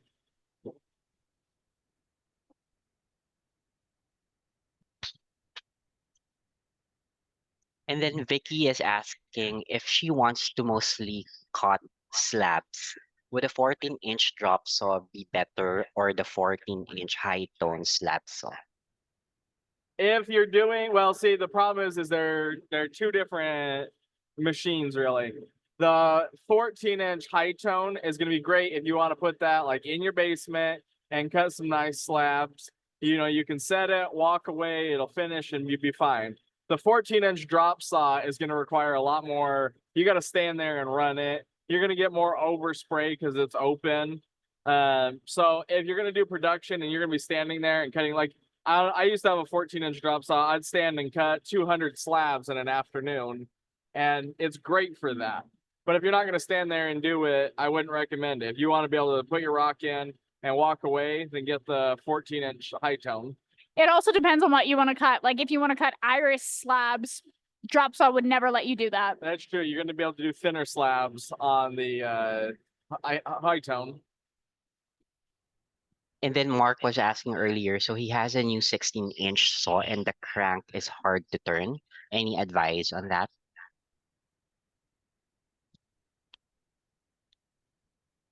You should not, if you got a vibratory lap, if it's walking around the room, you probably don't have it balanced very well. You should not have to bolt it to the floor. If you got to bolt it to the floor, it's not balanced very well. And you may need to check the bearings because it should be fairly smooth running when you run it. If it's walking around the room, you probably need, I'd check to see if it's level in 2 directions. So if you got your pan, put the level this way, make sure it's level, and then put it going 90 degrees the other way, make sure it's level. And then I'd check the bearings if it's still walking around. And I do like having rubber feet on it. And for the carpet, we just use automotive carpet, just cut it to fit the pan. And then I think was John using double-sided tape or was he gluing those in? He's done both. Yeah, as I recall, we used to use contact cement to put them in there, but Yeah. an enclosure for the drop saw would be really cool. I would love that. On the carriage of your 16 mark, if it's hard to move over, then you need to put some white lithium grease on those rails, and that'll help it a lot, especially if you're getting it dirty. We periodically, when they start to get hard to crank over, we'll put white lithium grease on the rails, and it's smooth as butter.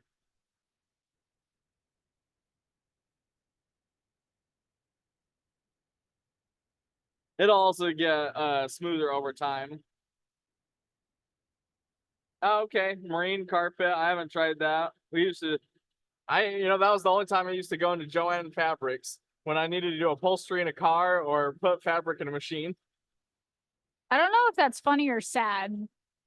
It's just fact. Okay. Okay, bud. Well, you know, while we got those saws running too, I do want to clamp up a piece of this Idaho sunset we got sitting here in the 16th. Just man stuff. I mean, should I tell them your new catchphrase? Look at that piece of the Idaho sunset. You got that window right there. John's like, I want to see what's back here, but I'm like, I don't want to see that face right there. I mean, you could slab it, but You got a potential fracture right there. The other thing we could do is to see if we get crazy pattern if we come in and cut it this way. this one I was so sad about Yeah, that is sad. because the fracture goes all the way through. I think we should cut this one this way and see if we can go for some crazy pattern in this piece. Sure.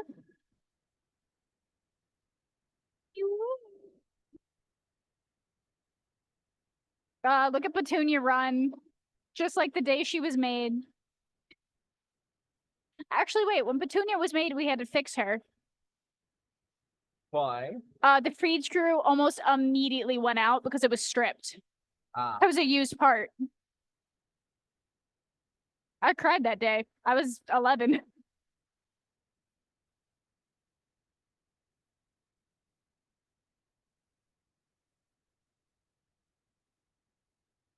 All right, just flex a little bit. I see how it is.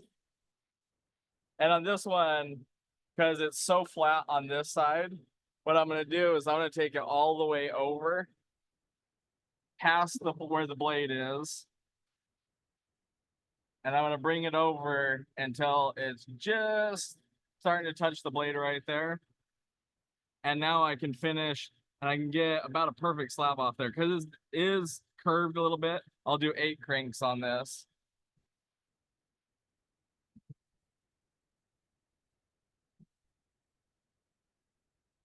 And Your big maybe old- one more. Noggin's in the way.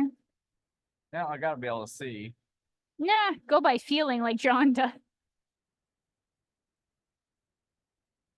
Yeah, I think John's cut a few more agates than I have. Oh, yeah. Just a few though.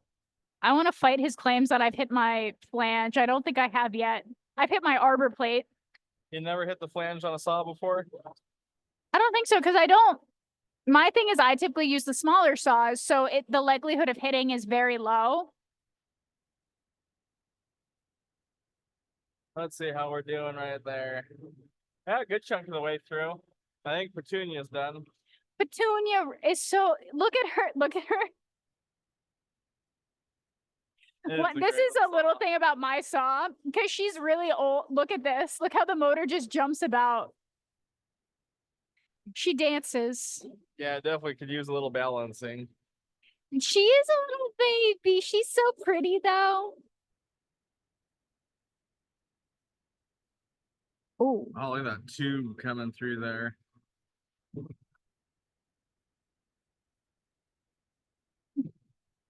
Oh, that's beautiful. Dish on my clamp now. But And you got really good on where John marked it.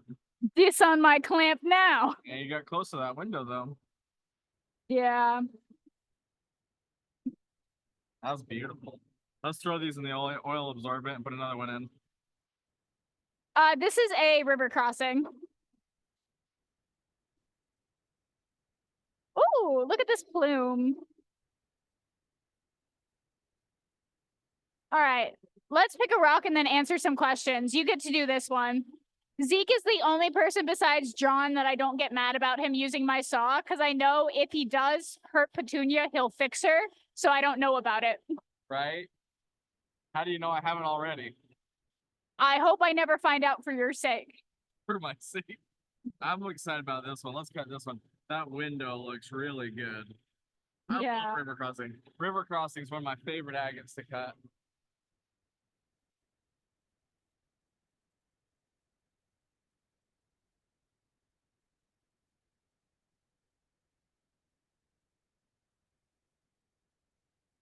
One thing I like about Petunia, although she is like a child-sized saw, you can look straight down and see your exact line from above, where the higher saws is a little bit harder to do that. Well, what's really good about this is you can get a like an office chair and you get a row of these like John had and just roll from saw to saw to saw.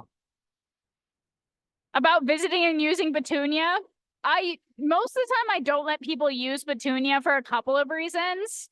First, most obvious reason, we're going to have 5 12 inches and basically every saw possible. 2, and I'm sure a lot of laboratory people also understand this, your first saw is your baby.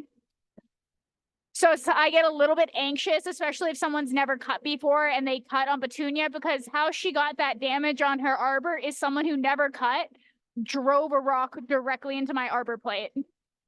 And that's when I was kind of like, oof. Let's see how we did on this one. But if you're lucky, if you butter me up, maybe. Dome it. Dome it? Why? Wait, never mind.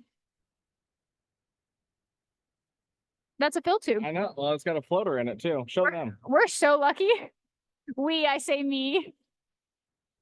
You can see it got real right up to the edge there. See this one, I would grind that one down to get rid of that little lip right there. That's that first cut right there. Yeah. So I would grind that one down. But that's a pretty little condor. Yeah. All right, let's throw that in the oil absorbent, stick another one in. Well, we're going to answer some questions first. So what are some questions I missed? Wes is asking, do you ever put a spacer in the vise opposite the rock so it doesn't torque the vise when tightening the rock? Do I ever put spacers in the... I have to look a little bit more closely at this question. Do you ever put spacers in the vise opposite the rock so it doesn't torque the vise when tightening the rock? I don't, because I've never really found that to be much of an issue, especially on the smaller saws, but I have to ask Zeke. What? 1 second.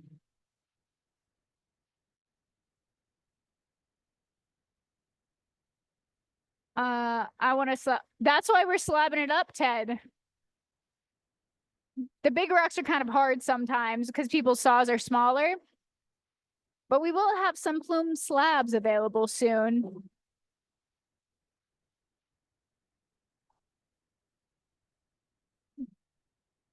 Do you ever put a spacer in the vise opposite the rock so it doesn't torque the vise when tightening? I don't. No, I don't. But I will show you a trick. Come here. Where'd my mallet go? Ah, it's over there. I don't know what you do with your mess. John was messing with my piles of mess in here, so I lost. The boss hammer. was messing with your tools that he bought. All right. You need one of these. I'm going to get one of these and stick it on every saw. He's not. But when you're clamping a rock, so I see I got this one kind of on the edge here. I'll tighten it down hand tight, and then I'll take this, give it a couple good whacks, and then I'll tighten that down again, give it a couple good whacks, tighten it down again. I will say, this is just an educational thing. We recommend not doing it, but there have been people who, in order to get a really tight squeeze of your vise, they use a cheater bar, hook it here, and pull it as hard as they can. The risk with that is if you put too much tension on this like screw, you can bust out the back of your vise. You can pop off fully the back here, or you'll break here. You can break into here if you're really unlucky, but you usually break this part of your saw. You can also ruin your threads if you over tighten it and strip them out. Yeah. So when you do tighten your rock down in your vise, keep that in mind that more is not necessarily The better. other thing you can do is you can bend this threaded rod so that it won't tighten. Like this one, I bet. Oh, actually, this one's pretty good. You can take it all the way out. Some of them, if you get to the end there, it's so flared from over tightening it that And you can't unscrew it all the way. Yeah, and you can also end up leaving divots in your saw. It's just like, I know someone wants a slab off of this. I am really hard on the machines. I'm very soft on the machines. I don't think I've ever broken a machine, except if it's for wear and tear use, like used parts for Petunia. I think I've broken every machine. Do you work here? You scare me. I'm here to make sure that they're overbuilt. One good thing about working, here's a fun fact. Mineral oil is stable for electronics. So if you do get it on your electronics, it won't short them out like water. Interesting. But you can't really get them out of your electronics. Huh. Yeah, fun fact. Because it's not conductive. Scroll down a little. I've got an older Highland Park 14-inch saw. How many turns of the crossfeed will result in a 1/4 inch cut? Well, it also depends on how thick your blade is too. On most saws, I do 7 full rotations of the handle, but like a high tone, well, I prefer 8 to 9. On some saws, I prefer like the 36. If I'm going for calving material, I prefer like a 6. Why did you have a breakout at the end? Breakout. In reference to a rock Oh, cut? the condor? Oh, because I didn't tighten it. I was weak. Noodle arms let me down. I didn't tighten it strong enough in the vise, so it slipped out, and we got that blade mark, so we have to grind it in. Will you guys cut some slabs on a drop saw sometime? Just want to see how it goes and how accurate it is. Do you want to run the? Well, we will. It's not set up to cut tonight, but we'll do a video of it cutting. We'll be shooting video this week. Yeah, I mean, it'll be next week, but Next week. I will be shooting video this week. I'm here on my own because Zeke is leaving me for Utah. Are the rocks you're cutting getting given away in the spins? No. These are John's rocks that he wants to polish. They're not ours. Do we use shims? I use shims occasionally when I'm trying to, usually for bigger rocks, when I'm trying to, because for my smaller saw, the wood, this is a personal preference, when you wear in those boards on your vise and they're a little bit squishy, you can tend to clamp very odd shaped rocks better because you have more of a give and you can kind of squish them on each other. For newer boards, I tend to use these shims that are soaked in oil because they give me a better grip and I feel more confident that like nothing will slip. And I tend to be more cautious with the bigger rocks because if they do slip, they tend to leave more damage than the little ones. it's also personal preference. I almost never use shims. Will you guys cut some slabs on a drop saw sometime? We will. We will be cutting slabs on a drop saw, showing how to use the drop saw. When will the 10-inch trim saw be back in stock? I'm not sure. Me You'll neither. have to check on that. Flat lap controller video. Tay is gonna go find one and open it up so that she can shoot a video while I'm gone. No, I think I found the flat lap. So our problem was we had to find a flat lap that didn't already have the that had the controller that you have, and then we have to shoot a video on how to program it, but we have to pull it down and uncrate it. And I'm just going to end up doing that because that's what happens.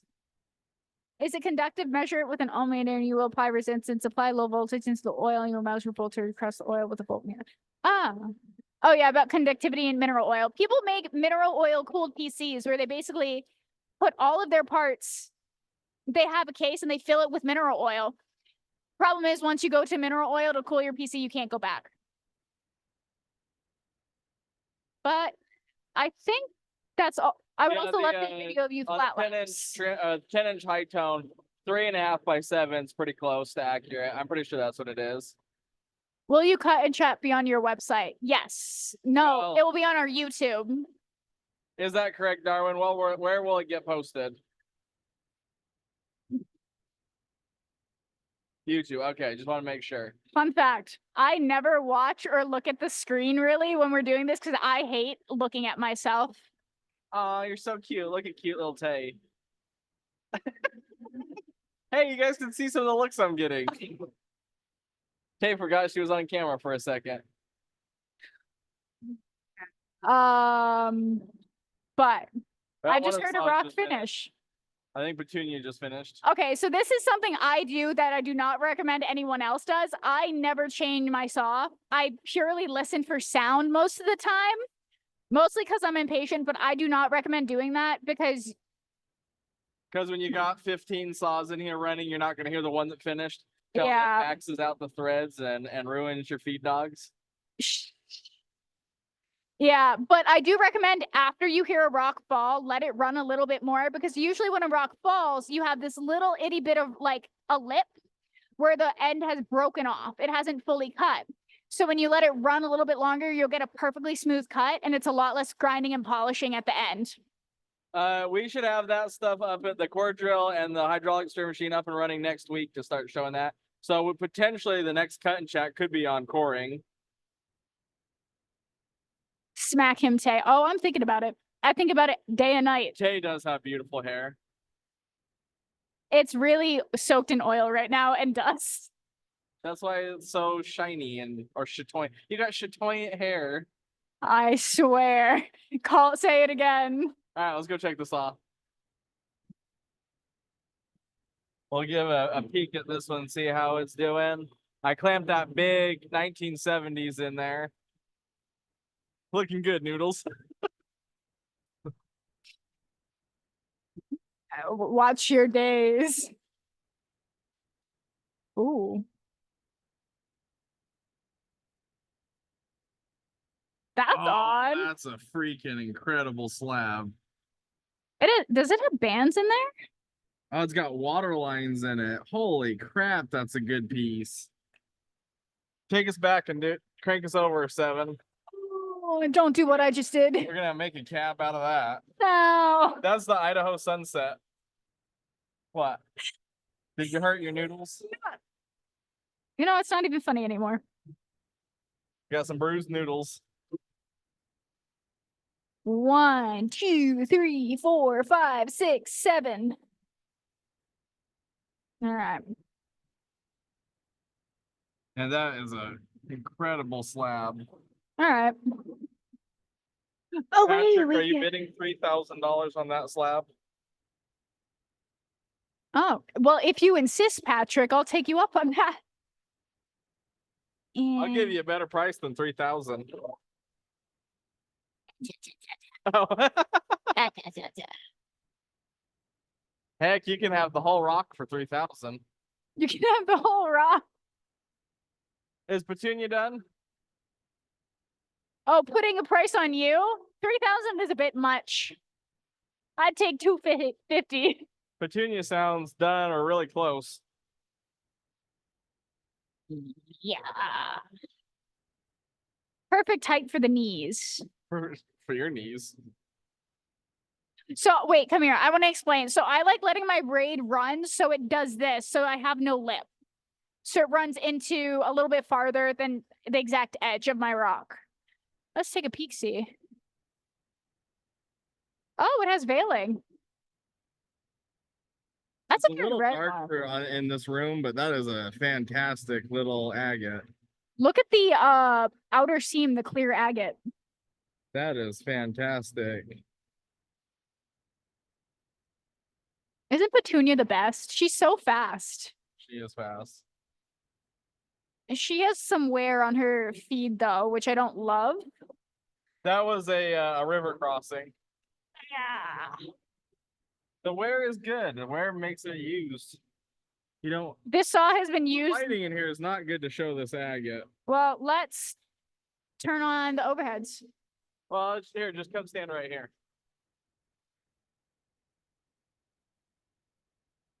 Tilt it towards me. Yeah, that was a beautiful agate. Nice pink in it. I like the black veiling. Grab another one. Let's cut it.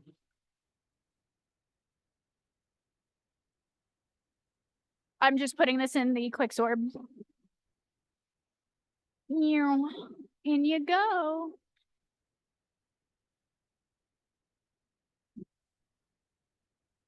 So veiling, when I'm referring to the veiling in that, I'm referring to that black line that goes throughout the banding.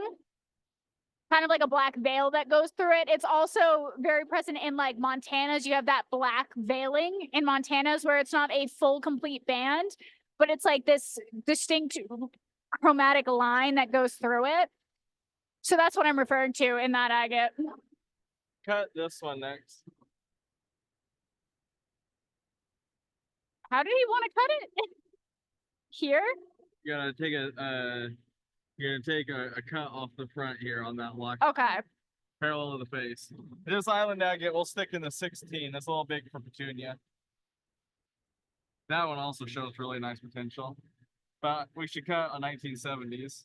That one also shows really nice potential, but this one's going to be hard to cut because I have to make, this would be, so when I choose which saw to cut this on, This is the one he said to cut in the 18 the 18, are you,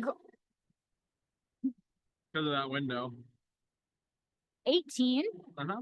I was going to say I could cut it in Petunia. But your blade's not thick. Oh, you want to cut through that? John wants to cut through that. Yeah, fair.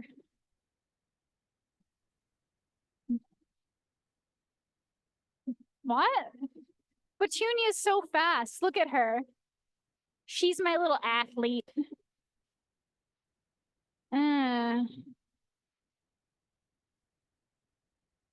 You got it the right way the first time.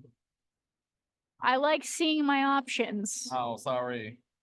My goodness, the judgment. Not judgy.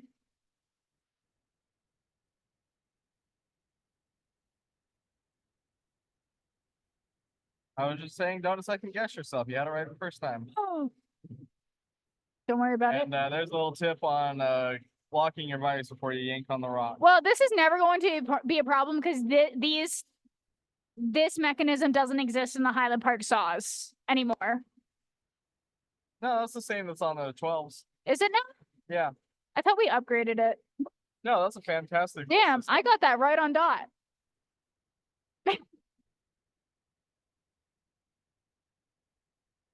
I'm good. Yeah. I have only done this like a couple thousand times, but Don't get cocky, Noodles. I'm gonna show you noodles.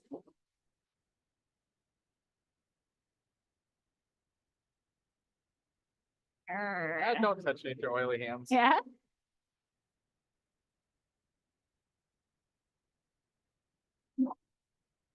That one's still cutting. I know, but that concerns me. Weaking a little bit.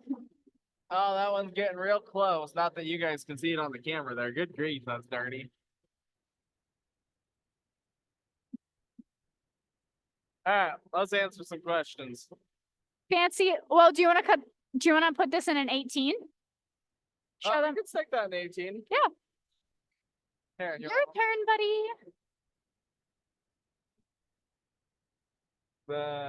Not that one. Which, You know, oh, that one right there. Yeah, we're gonna put this in the 18 and cut right through that window. we have to look at the video footage, by the way. Chantel and Jordan, Oh, our other two employees, one of them was trying to pull on a box and the box ripped and they fell. And they told me to look at the video. they want to see the video too because they were laughing about it. Oh, there's the blade for this. Yeah. I don't recommend storing your blades like that. So explain to me your process. Right, you done put it in the vise. You get it lined up so we can cut through that window. You said explain my process. That's the process.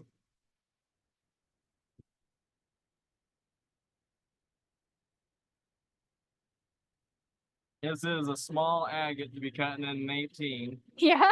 but it is doable, although I think that one's gonna slip the way I have it. Too far on the edge. I don't know, that's nice and tight. All right.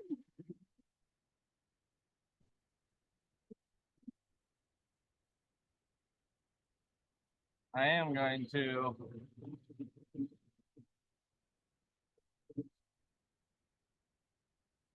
make sure that's not gonna move.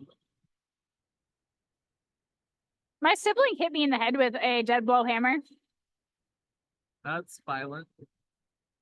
That explains a lot about your family. You've never met my sibling though. Yeah, I have. In passing once. Twice. When was the second time? Her and Wendy stopped by. Oh. Oh, that makes sense. I was like, And what I'm doing right now is I'm looking down with one eye down the length of the blade to make sure that I'm lined up where I want to be. I wish we get a little bit further this way, but I don't think you'll be able to clamp that agate any further over, so we'll cut it there. yeehaw.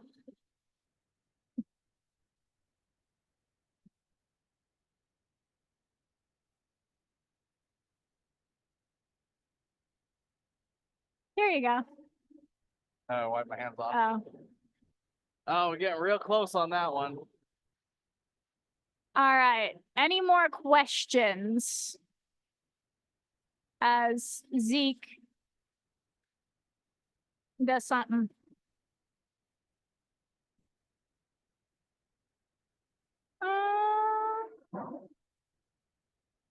Quicksorb is you can get it at an automotive store. You can get it at Someone Walmart. said Order it Ace online. Hardware sells it. Because I like that Quicksorb brand. But I just ordered it on Amazon. Works really well. What? The smell of that just took me off guard. Oh. Cut the island agate. We can cut that next. Yeah, when the 16 or 18's done, we can stick it in there. I like the 16. The 16 and the 12-inch precision are my favorite saws for cutting agates. They're both really good for it. What kind of flashlight? The flashlight we use. Yeah, this one's an overpriced flashlight. I just get on Amazon and look up Jade Light or Gem Light. What does this say? ROA Mineral Works. ROA Mineral Works. Are there any materials that you wash with soap or water first before putting in Quicksorb? No, usually I would wash them after, and that's to get like dirt or other stuff off of them because the Quicksorb will suck in the oil, but you can use soap and water. It just takes so long to clean mineral oil that way off. Well, the other thing is too, is if like I slab up a rock and I'm just gonna take it over to the trim saw and cut it up, and especially if my trim saw's got oil in it, now you're washing it twice to get it to your cab machine. You stick it in the Quicksorb and it takes enough of the oil off. You don't even need to wash it if you're gonna keep cutting it. Why cut the small agate on the big blade? Why not step it down to a 10-inch? So that little tiny agate that we stuck in an 18-inch saw kind of looks ridiculous because it's such a little baby agate. It's got a window right where we're cutting through. So we're actually using the thickness of the blade to remove the window entirely so we get a really clean cut on it. Do all these tips and techniques the same with jaspers? It depends on the type of jasper you're cutting because you have some ones that are much, much softer than others, and that affects how you want to cut it. So on and so forth. It kind of depends. If you're talking about a very, very agatized jasper, yes. On this one, the chain is set on this one, but the chain is not long enough. This is why I don't set the chain. Don't listen to me. I'm The most accurate thing Kay's ever said. what, really? Yeah, The I'm one kidding. time I don't listen. I'm kidding. Kay's really smart. I just like giving her sass. Don't make me talk about economics. I will. Under threat, I will. Get sleepy. Yeah, we just use Dawn dish soap. It gets oil off of ducks and my hands. It does. Simple Green works really well too. I hate the smell of Simple Green and Fabuloso. It gives me a headache. Interesting. We did not plan any spins tonight, Darwin. That was a fail. Well, let's do a spin. lot I'll of find something. A lot of people do wear gloves. I just gave up because I'm always have some sort of dust, oil, or debris or rock schmutz on me. So I'm kind of just like, it's become part of me now. Well, and when I'm in here doing a lot of cutting, I'll wear rubber gloves because I don't like to have it on my hands all day long. And I But just cutting a few rocks, not worried about it. I don't wear gloves, period, because I like this is more, I guess. Here, take the camera, bud. Now you gotta hold it. I'm going over Oh. here. So I prefer not to wear gloves because I like being able to feel the rocks, feeling where there's windows. Because when you're trying to put a rock in a saw, especially if it's big or you don't have full visibility, especially when I'm looking at the back bottom of the rock, I can't see that. So I use my finger to feel out where windows are so I know I'm avoiding them when I'm positioning the rock. That's why I tend not to wear gloves. I like being able to I like the tactile feel of the rock, just so I know. And it's more when I was a kid, I also didn't have gloves. So it's now just part of me. Why do you keep switching sides? Why do you keep following me around with the camera? Gosh. I'm not going to give them the double chin view of myself. Some things don't belong on the internet. Are we gonna do a spin? You tell me. Yeah, do a spin. Do a spin. Do a spin. Stop following me Darwin. around. Do a spin.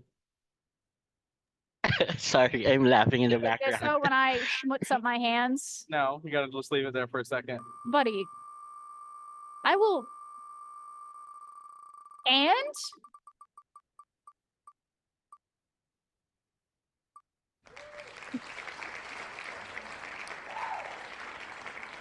Glynis, but Glynis is not in the room, so let's spin again. they came for John. They leave with him. I see how it is. I get it. Do you blame him? Zeke looks good both ways with a beard and not. He looks young. I can finally flex that I'm older than him when he doesn't have a beard. When he has the beard, people think I'm younger. Diane is also not in the room, so let's spin again. Oh, we also have the agate contest. Yeah. We Hmm. can start the agate contest. Yeah, we'll You let can these. judge and I'll keep cutting rocks. No. How about you judge and I cut the rocks? You always get to cut the rocks. No. Harold is also not in the room, so let's spin again. They came for John and they Oh. left with John. It's past Harold's bedtime. He goes to bed at like 9 o'clock. I wish. Maybe someday. Someday. Hmm. You guys are so funny. Randy Heights is also not in the room, so let's spin again. Write these names down. You guys gotta start checking that list. Start taking names off there. 6 times the charm. And Claire is also not in the room, so Give let's Can I win? No, you cannot win. Yeah. Look what I found. It was in the Super 7. No, I didn't. It's a little tourmaline. Yeah, I was like, I don't think that's. I see Roland of my namesake in there. David Roland is no longer in the room, so let's spin again. You're Disappoint. killing me, Darwin. Not even the other Roland is here. I had hopes.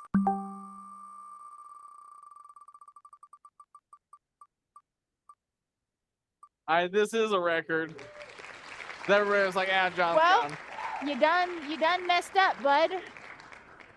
Eddie is in the room. Throw something in the chat, Eddie. Eddie, see, Oh. Here. Saving grace. God bless. Door 1, 2, or 3.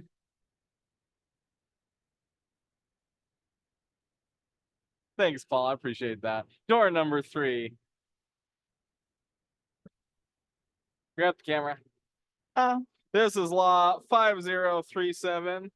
where am I? You got yourself a nice little river crossing, and this is one that John marked him. Where's the camera? Hold still. Good grief.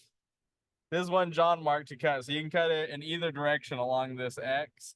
Although I was talking to John, and he said he preferred this one right here going this way. So, but there's an agate marked by John. You get a cut. That's exciting. Hand That's cut law by 5037. John. Pick this. I think I see a problem with this one. Do you know what the problem is? Wow. Look in. Yeah, it's close. No, do you Autograph, kind of, sort of. see? We both messed up on this saw. See what you did? Yeah, I did mess that one up. So Let it cut a expla- little further. explain to us though what the problem is. This agate's too tall for the blade. Ah. See, we both messed up on the 10-inch. You were distracting me. Oh yeah, blame me, bud. Blame me. That agate is too big for that saw.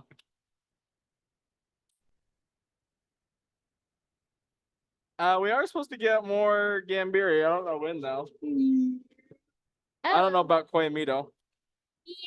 I don't think we're getting any more of that. Oh, that's a nice agate.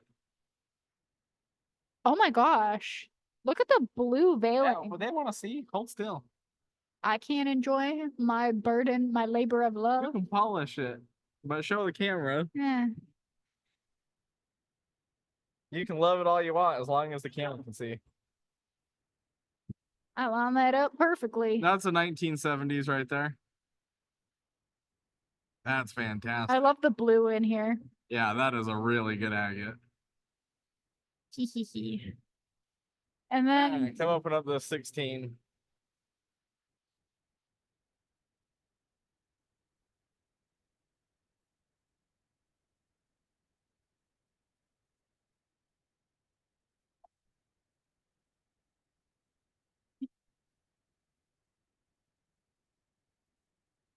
I think you got a little oil on it.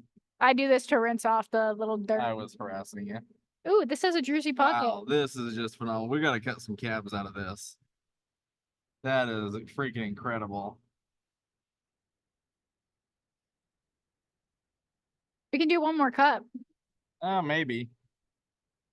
Yeah, you could get a 1/4 inch if you buffer it to this. Let's see how many cranks you can get. Also, I never recommend leaving your handle on the up position when you're cutting a rock because the vibration, especially when your saw gets loose. I can get 6.5. 6.5. Yeah, that's okay. That's really close, but still cappable. Well, the curve Wow. of the blade is actually not going to really give you much to work with. I wouldn't recommend it. Yeah, I guess we're gonna glue that one. So we'll get back to that. Just going through. Get the excess oil.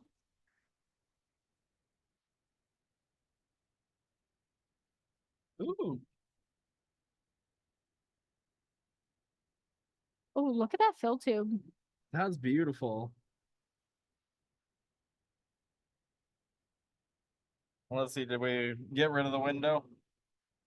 You can see on this one, that's right up to the edge of the window. So that one will have to be ground just a little bit to get rid of the window entirely. I'm doing this with one hand, so I'm trying to be careful. There we go. Show the camera. So we mostly got the window out, but if we take it down just a little bit, the only problem is right here. It's cut so close to this window. It can be fixed on the wheel. You bevel the edge a little bit. That's pretty. That's very pretty. I like the fill tube. Throw those in the oil absorbent. And then this one's just about as far as it's gonna cut. It's be the one I messed up on.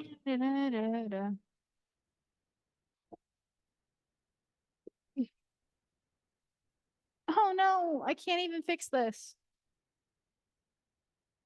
So what you can do is technically you can break it if you want a lot to polish, or there's a couple different things. You could take it through a trim saw. I don't technically recommend that. That's quite a bit to cut. You could break it, polish it, but you risk breaking the slab that you took off the face, or you can flip it, finish the cut. On that one, we'll just take it over to the trim saw and finish it. See? We give options here at Highland Park. Yeah, that's a good idea. Let's do the contest. Yeah, a little too tall. We both met. That's a good size agate. This is cathartic. All right, Darwin, let's start us on this agate contest. All right, we can explain the mechanics of the voting first. Go right ahead, because I don't Okay. remember what we talked about earlier. Nothing. All right, so just a quick rundown of the mechanics. So All entries for each category were divided randomly into groups. We will show the entries one by one first, and then show all entries for each group on a single slide. Voting will begin as we're showing the photos of the entire group. We'll be posting voting starts now and voting ends now for each round of voting, so we have a visual cue on what votes to count. Voting will be 1 minute per round, and each participant is only allowed one vote per round. The winner of each group will move on to the next round of voting, and at the final round, the entry with the highest number of votes will win. In case of a tie, Zeke will pick his favorite and will be declared the winner. And then we will reveal the winners at the end of the night. Do we trust Zeke? I don't. All right. Zeke, where do you want to start? The best Alamejo or best overall agate? Start with the Animage. Almejo. Start with the El Mejo. Okay. So all entries are so this is going to be a blind voting. We didn't put who submitted which photo. It's going to be labeled by number, and you just vote the number of the entry that's your favorite out of the bunch and put it on the chat.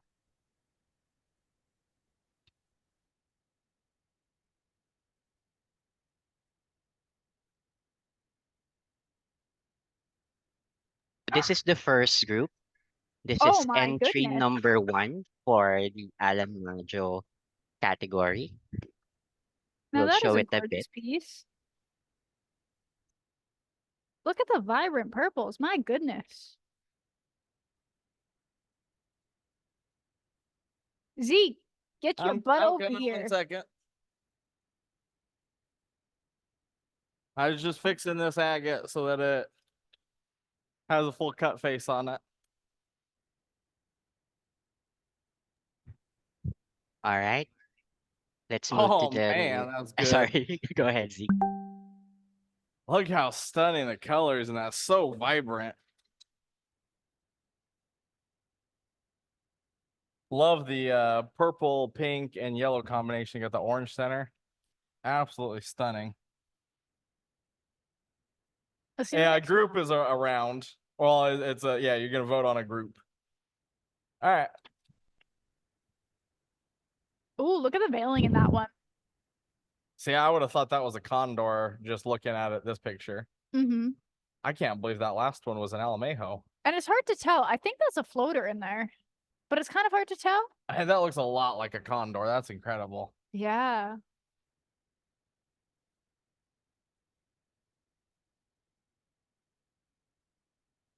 I think that's a reflection through it, but that has the Yeah.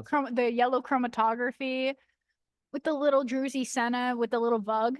Yeah. I like the little druzy pocket in it. I like how it looks like it's two different agates where you got the fortification and then the druzy pocket. Yeah.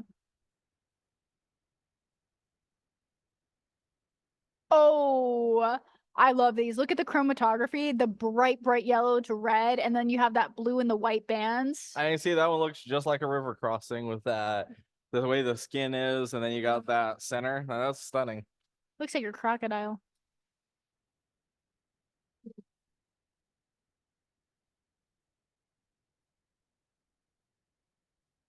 Got 3 here. Little combination. A little I think combination. the one on the left is my favorite. Yeah. Guess we would pick 1 stone out of the 3. Oh, I think this one's easy for me. One is definitely my favorite. Mm-hmm. Yeah. Sorry, guys. I'll start the timer first. I'll cue the start of the voting on the chat, and then all you guys can put I in don't your think vote. I don't Darn, think you I need don't to think tally you it need up on this to. one. Yeah. I think this one we can move on to the next group. I think it's a unanimous decision. It's pretty close to unanimous. So it's entry number 1. Yep. That goes into the final voting package. Okay. Yeah. Well, it's like a round robin style tournament. But yeah, I think that's a pretty clear winner at number 1. All right, let's move on to the second group.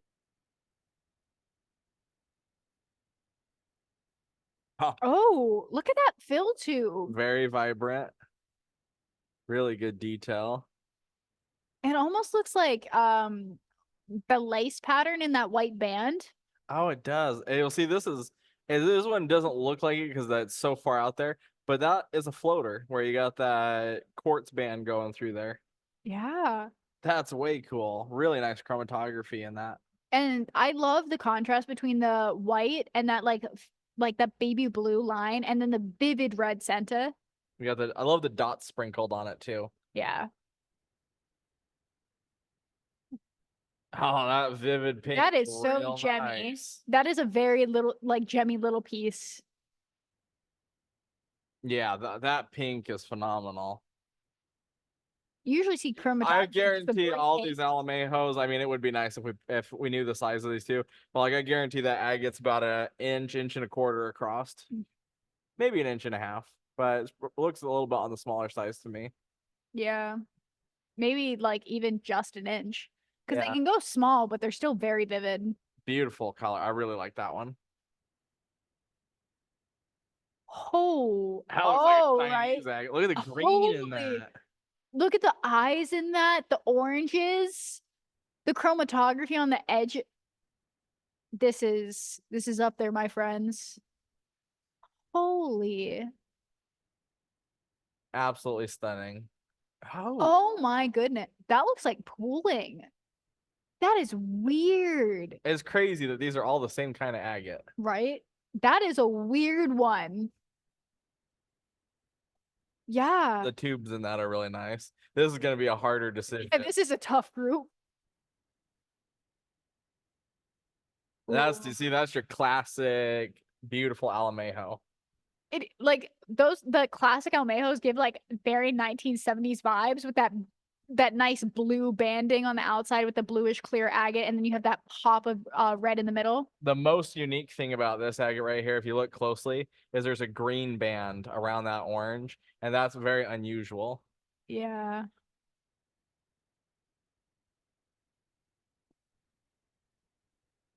Which one you voted on? I think I know which one I'm kind of voted on. torn between 7 and 8. I'm between 8 and 9. 8 and 9 because of that weird pooling in the eyes. I'm a fan of the eyes. Yeah, Sorry, those are so all really pretty. I'm gonna go 7 because I really like the pink in that. so should I'm we gonna go vote? 8.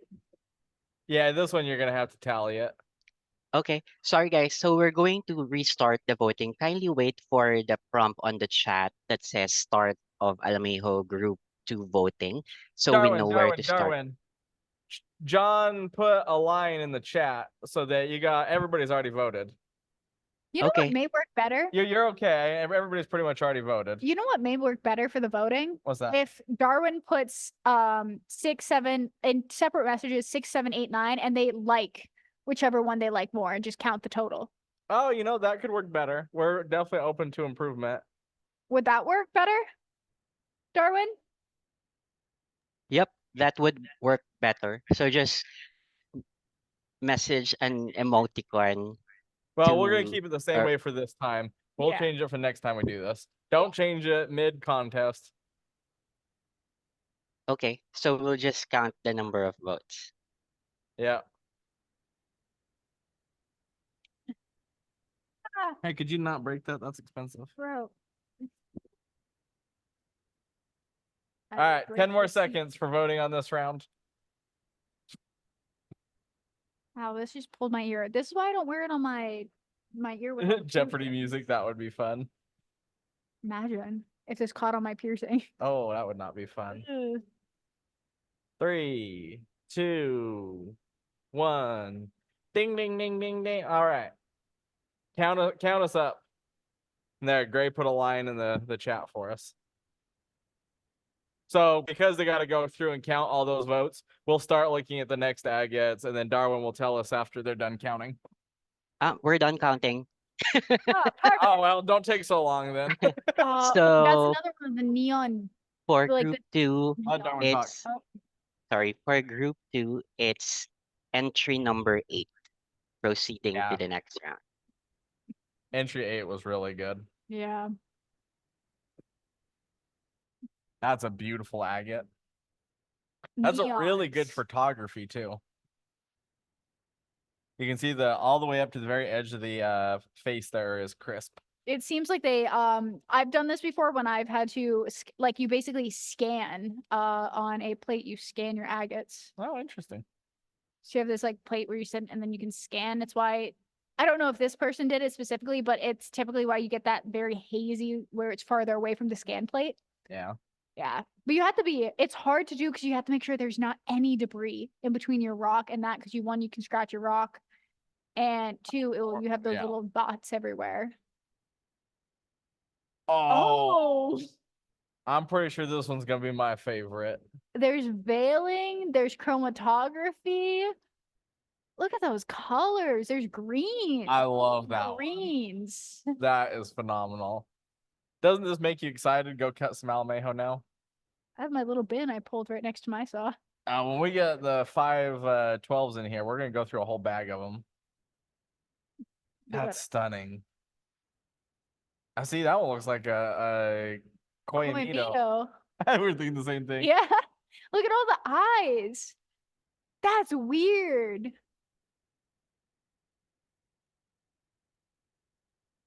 You know, that's a good idea, Jack. We should run the Almejo deal tonight for people. Now that everybody's excited about cutting Almejo. Look at the like All little the eyes, dots. like the dot. I don't know, orbs? They're not eyes, but they're orbs, and it's from the skin. Botryoidal bubble. Botryoidal bubble. But it's not necessarily botryoidal. It is botryoidal. An inner layer of botryoidal. Inner layer botryoidal. Damn, we're getting technical with it now. My goodness, I cut here to cut rocks, and you're giving me these educated words. Oh Holy! man, that's a vibrant one. I have never seen blue that bright.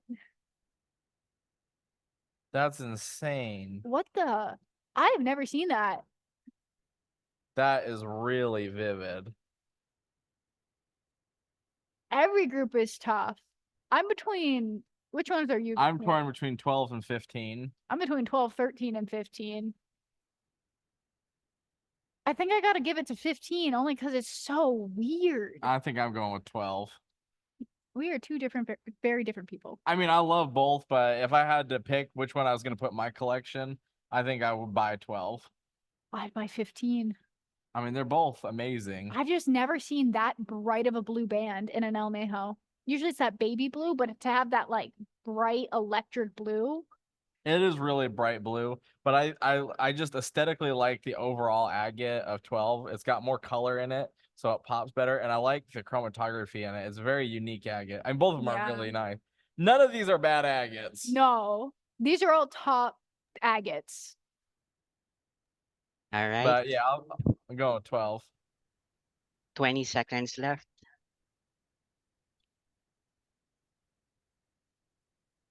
That did not hurt at all. Well, I wasn't going for pain. Oh. Schmack, schmack. Oh. Smooth moves, Mr. McGee. I'm all jittery because I drank that whole drink. now I'm ready. 4, 3, 2, 1. End of voting. And we'll tally up those.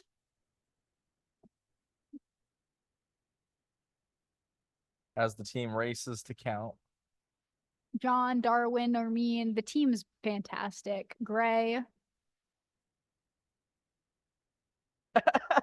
I just sit here and look at rocks.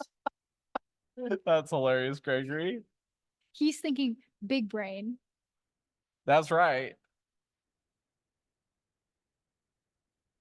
Gregory's gonna be voting for like a quartz center, no color. Like that one's definitely the best one. I'll take this colorful one off your hands. Okay, we have the results for this group, and moving on to the next round is Although to be clear, I was not calling any of these bad. moving on to the next round is entry 15. Yeah, I'm not surprised. And the last group, This is the last group for Almejo. Oh, that's a Yep. pastel one. That looks like a Loma Pinta. What'd you just call me? No, I'm joking. That's Loma fantastic. pintas are from Mexico. Yeah.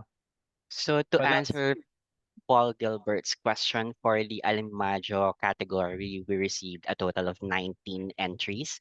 For the best overall agate category, we received a total of 53 entries. Oh, That was pretty good. But this one's a really nice pastel. I like this one a lot. I love pastel agates. There is a lot of agates are called vaguely pastel agates. It's kind of like the eye agate or tube agate where they're just called pastel agate. Pastels, yeah. Bro, I had to do so much Loma research. pintas are really famous for the pastels. Oh, That was a little gaudy.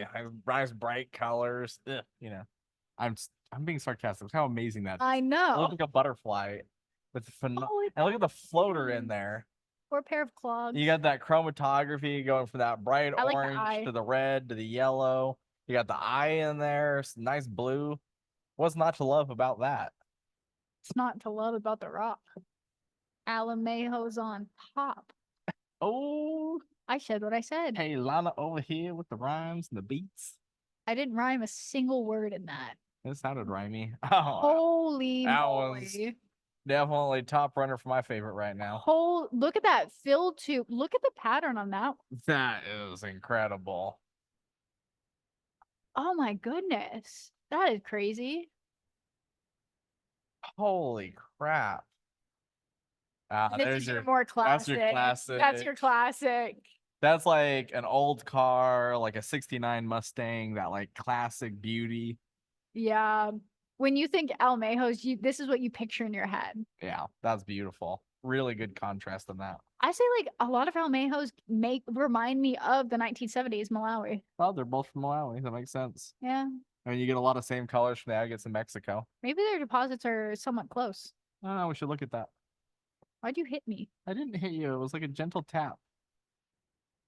All right, I would go voting with 18 starts on this now. one. I think we agreed on something. For once, we agreed on one thing. It was hard between 17 and 18, and even 16. Heck, Nah, 19, this and one look at was- that weird. Look at the. I didn't mention this before, but look at the weird fill tube in 19 where it goes from the red to the white. Yeah, it is beautiful. But for me, like if I'm gonna buy one of these, 8's 18 all day. Yeah, I, 18's a- I really love the pattern in that. it's so fine too, but very clear. I almost said articulated, which is not what I meant, but it's very like Fine detail. fine but defined detail. Fine defined. Yeah, no. It's like art. Chili pepper floater. Wait, you're right. I can't unsee it. 10 seconds Chili's, left. we found your rock. 10 seconds left. 16 looks like the state of Massachusetts. You're not wrong. Time's up. It's the Cape right there. All right, give us a total. It is almost roady looking. Those are so pretty. Would you call rhodochrosite roady or rhodonite? Rhodonite is a different mineral. I know. Which one would you call roady as a nickname? I wouldn't call either of them roady. You're grody. That's rude. Gotta get my hits in as I can. I know. So violent. So violent with your words. You just hit me with your fist. I did not hit you. I tapped you. You don't have to keep showing. You don't have to keep. You don't have to keep doing it. Look at those tree trunks. A gentle tap is a punch. All right, we have the results for this round. And moving on to the next round is entry 18. Yeah, that was a beautiful agate. See, listen to Ed. I am behaving, Ed. It's part of my job Yeah, description. behaving badly. Oh, snap. Yeah. See, Edward agrees with me. All right, so this would be the final round for the Alimajo category. Oh, this is gonna be hard. I don't know. This is definitely This is gonna be gonna hard. just be hard. Hold on, I think we're just plugging in the photos of the winning agates from each round. I was about to say that's not a very pretty agate. HBL Are Live. you sure this one moved to this That's round? the prettiest agate you've ever seen. Oh, hey, there's Oh, a no. top of a Tay head.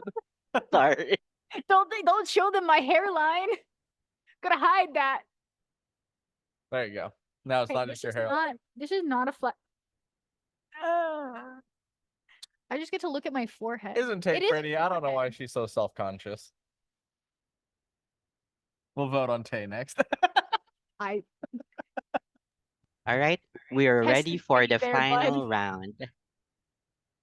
My eyebrows look like my dad's right now. They're crazy. Sherman's got some crazy eyebrows. No, like I brush mine out. I make them straight. My dad's just to go like straight up. Edward Einstein. We're ready whenever you are. I'll remember this. I can't stop doing it. So our 4 Look finalists. at my eyebrows.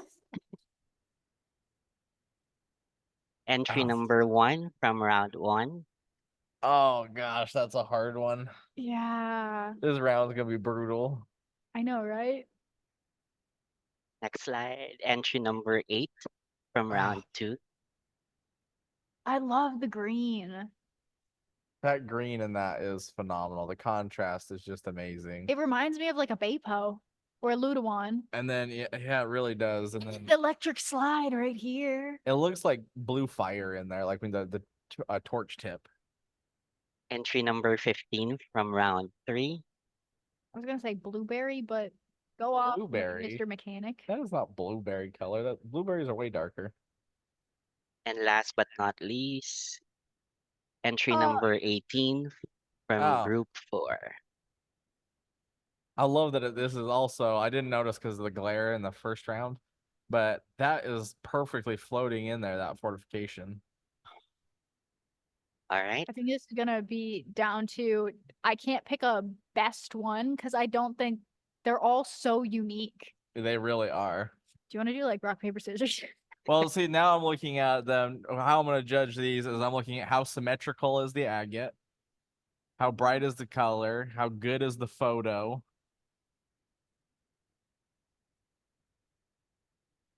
Vote wisely. Right. 40 seconds left.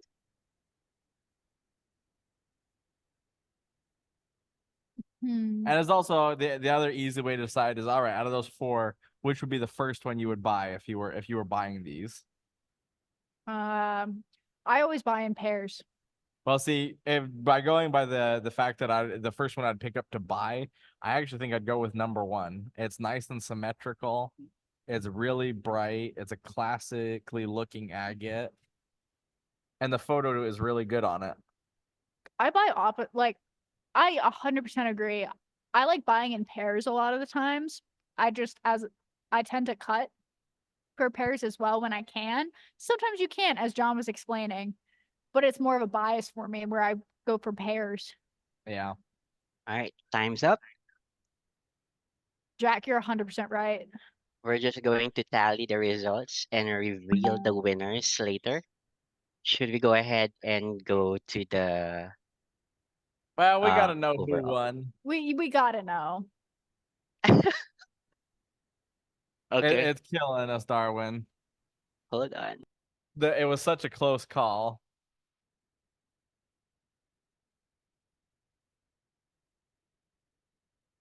That really.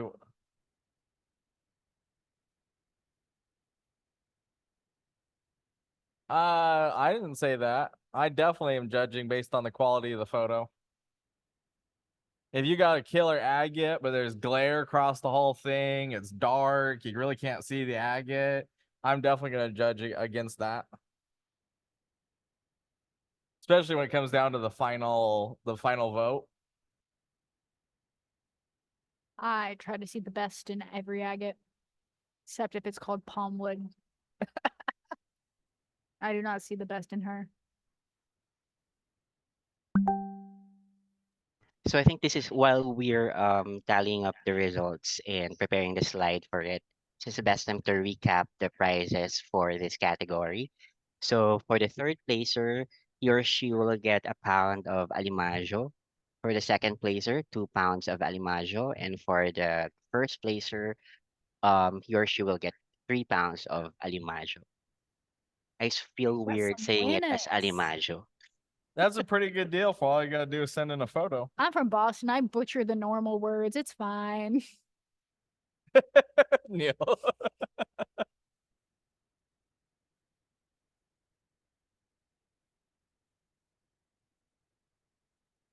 The winner, okay, I can tell you what I would price it. You see, why is my hair two different colors?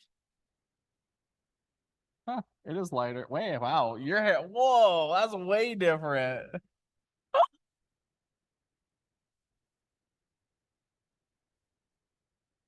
Oh, well, all right. If you gotta put the picture back up there and we can price all of them. Stop playing with this. Excuse you, why are you taking it away from me? The 'Cause previous slide. All right, we can go back to the previous Go slide. to the previous slide and we'll talk about pricing these agates. I'm gonna assume for the sake of the photos that these are all 1-inch agates because there's really not a lot of size comparison in there. So let's just pretend that all of these are the same size to fairly price them. Number one, I'm thinking, let's see, it's hard to on such a clean photo because you're not holding the agate. Because it also, a big thing that can affect price is what the back looks like. If the back has a bunch of matrix, if it has windows. Yeah, stuff you like just that. gotta judge based on the face for the Yeah. sake of this. On the first agate, I'd probably put, assuming it's about 1 inch, I'd probably put 150 to 180 on that 1/2. Pairs always sell more. Not The- always, but like predominantly pairs will be more expensive because they tend to be sold as pairs. Yeah. Number 8 as a pair, I would probably price that 225. And even though it is every bit as beautiful as number 1, I would price it lower because if you have a table of these out, you are going to sell number 1 first. Number 1 or number 15 are definitely going to be the ones that sell first. Even though number 8 is equally as beautiful, just because of how bright those other ones are, they're going to sell faster. Shock factor is a big thing of selling agates. Like how you position your agates on a table as well when you're trying to show them off is also important. Number 15, I'd probably price about the same. Probably that if it's a 1-inch agate, probably about the 150 to 180 range. Assuming there's no fractures in there. In this picture, I can't see any fractures. It looks really clean. And then number 18, there's nothing wrong with the agate. I really like it, but you are going to take longer to sell that agate because it's not as vivid colors as number 1 or number 15. So on number 18, I would probably, if I had cut it, I'd probably put 150 on the set, just because I know I'm going to sit on those longer. All right, we are ready to reveal the winners. All right. You're about to see these pop back up in like agate collectors worldwide. Yeah, no kidding. Be like, for this price. Be like, wait a minute. Are we ready? That's familiar. I'm Hold ready. on. Oh, you can't tell us we're ready, Darwin. I'm too Hold impatient. on, I already decided sorry. that. I'm also getting oil. updates real time. I'm so sorry. The mineral Give me oil 10 guy. seconds. 1 Mississippi. I will- Ow. Yeah.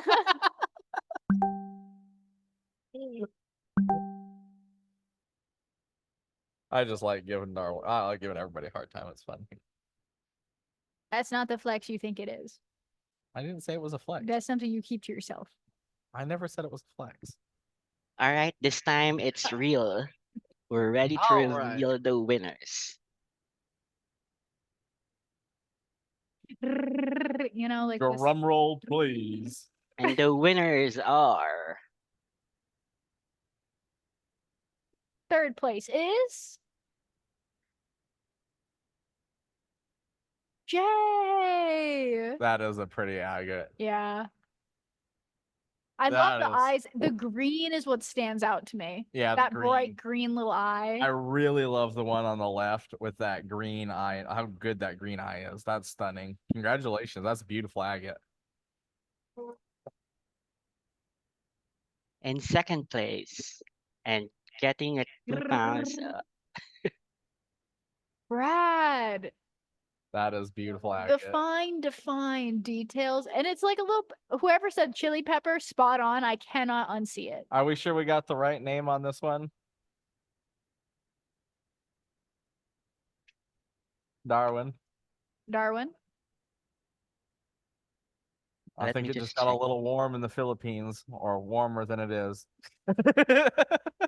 The sweat dripping down. I think that's a Lauren. Congratulations, Lauren. Yeah. Yep, Wah, it's Gotta fix Lawrence. that. wah, wah, wah. Congratulations, Lauren. Congratulations, Lauren. That's a beautiful set. Absolutely. I'd love to put that in my collection. Absolutely beautiful agate. Just a little chili pepper. Sorry for ruining your winning moment there, Lauren. Wah, wah, wah, wah. Hey, it's the first one. The next ones will be better.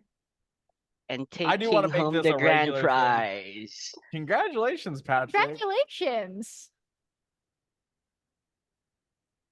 That is Killer stunning. agate.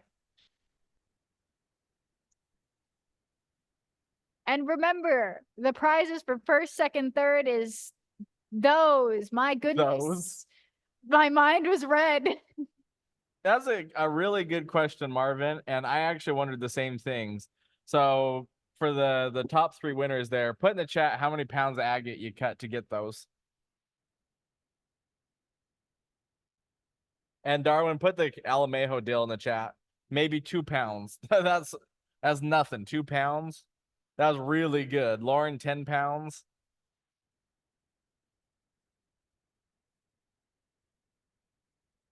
Jody, 10 pounds. Like 10 pounds is not a lot of agate. No. Put the deal in the chat for the Almejo. So what's 10 pounds at the deal? 150 bucks? So you get one agate that pays for all of it. Yeah. Actually, though, That's crazy good. the yield on these bad boys.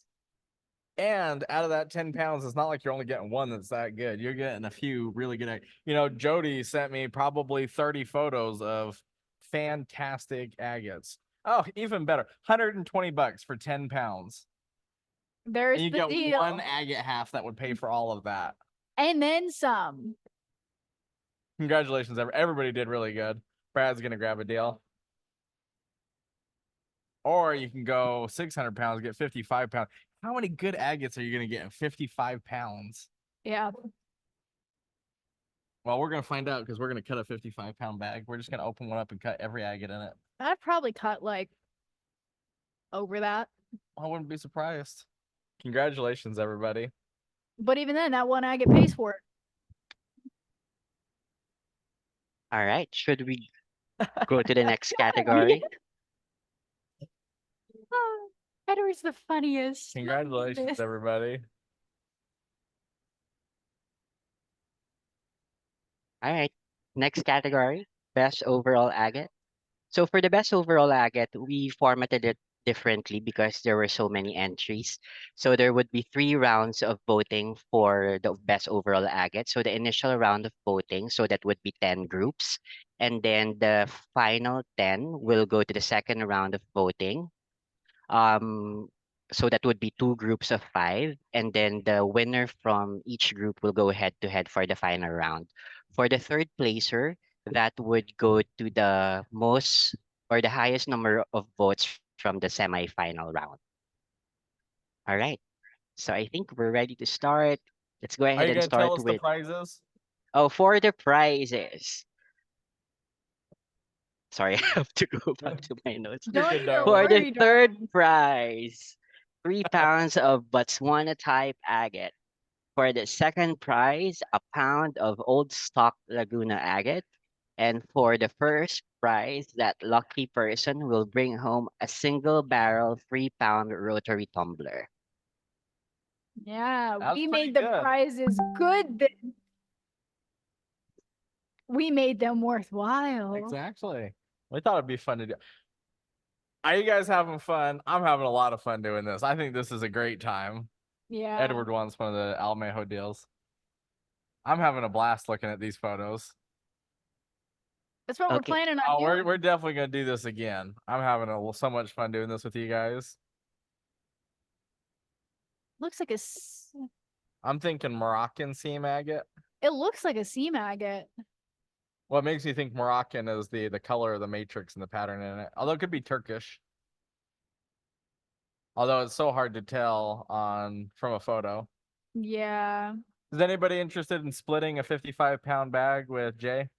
Oh, Look at, is that blue plume? yeah, that's the blue plume from Indonesia. That is killer.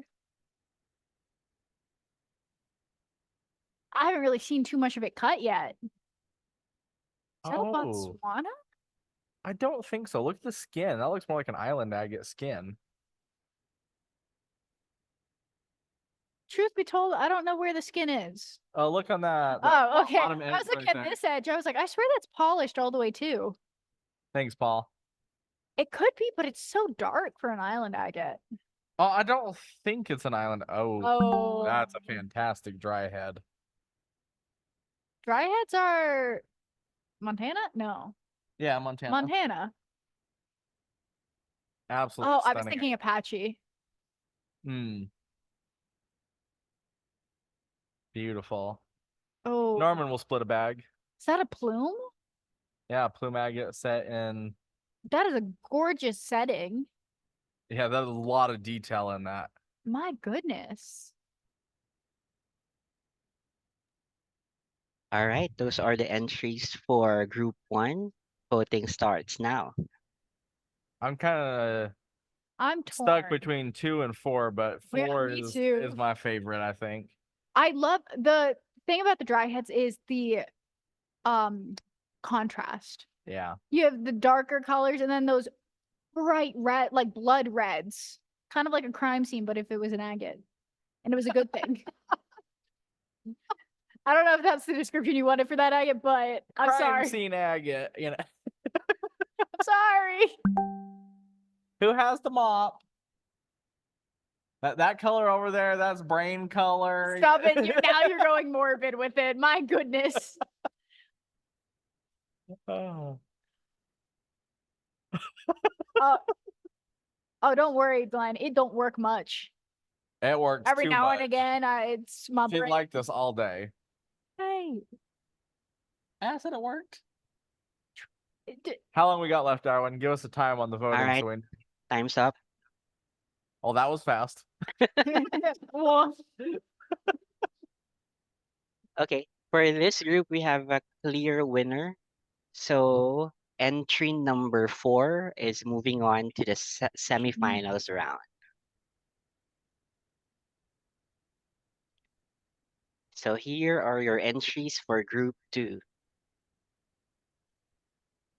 Oh. is that a crazy lake? Yeah, that's and what's unique about this crazy lace is I can't quite It's tell a because floater it curves, but No. this looks like a full face pattern crazy lace. with a floater. Do you see it? Yeah, it's really nice. A floating bug.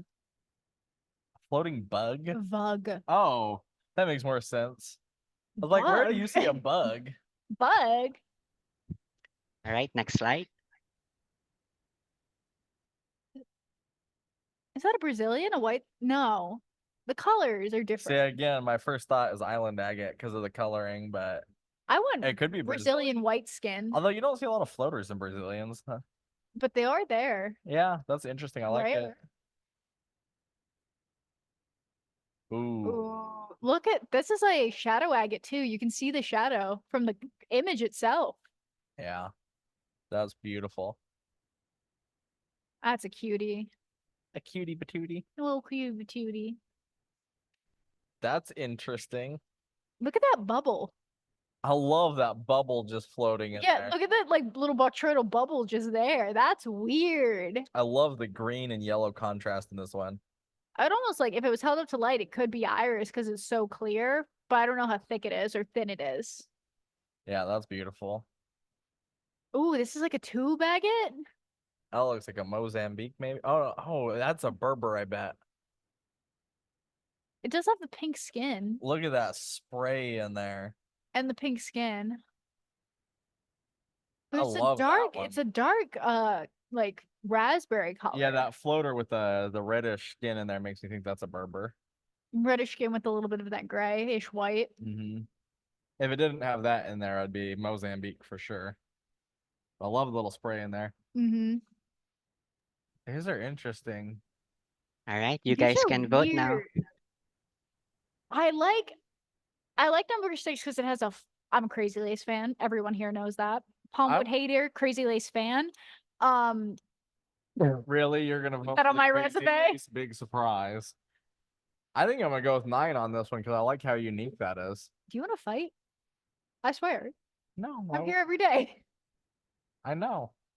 You want to I tussle? see Do you it want every to tussle? day. That's why I had to schedule a vacation. I was like, oh, I need a few days off. No, you didn't even tell him. You got your vacation. Me and Zeke had accidentally scheduled the same weekend. I was supposed to be in New York this weekend, and I had to cancel my vacation so he could go. Blame Sherman.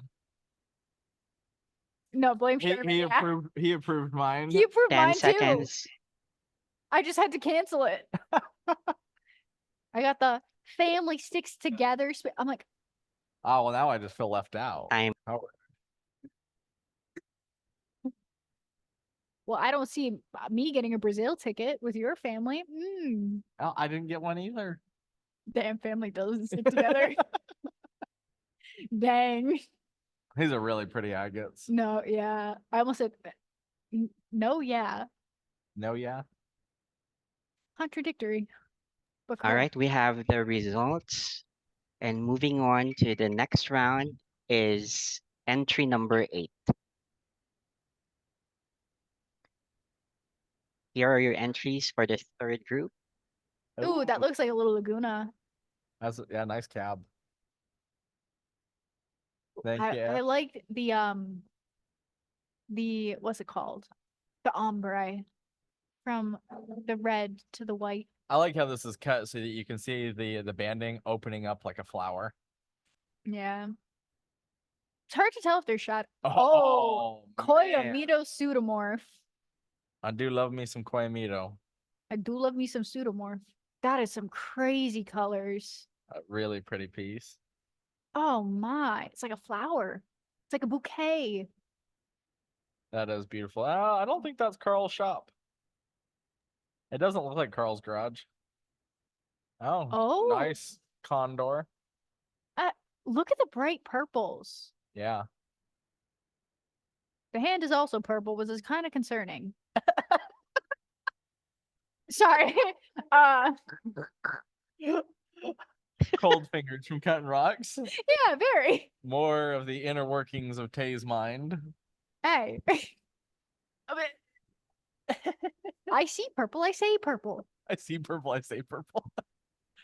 Oh, nice band going across the bottom there. You got the druzy pocket. A lobotomist, Jack. Wait a minute. Let's pump our brakes. Oh. Tay's trying to kill people off over here. But they're trying to kill me off. Oh. Well, see, this one, a little cheating having that Biggs as the background. Holy crap, that's a nice photo. Live, love, lobotomy. Lynette.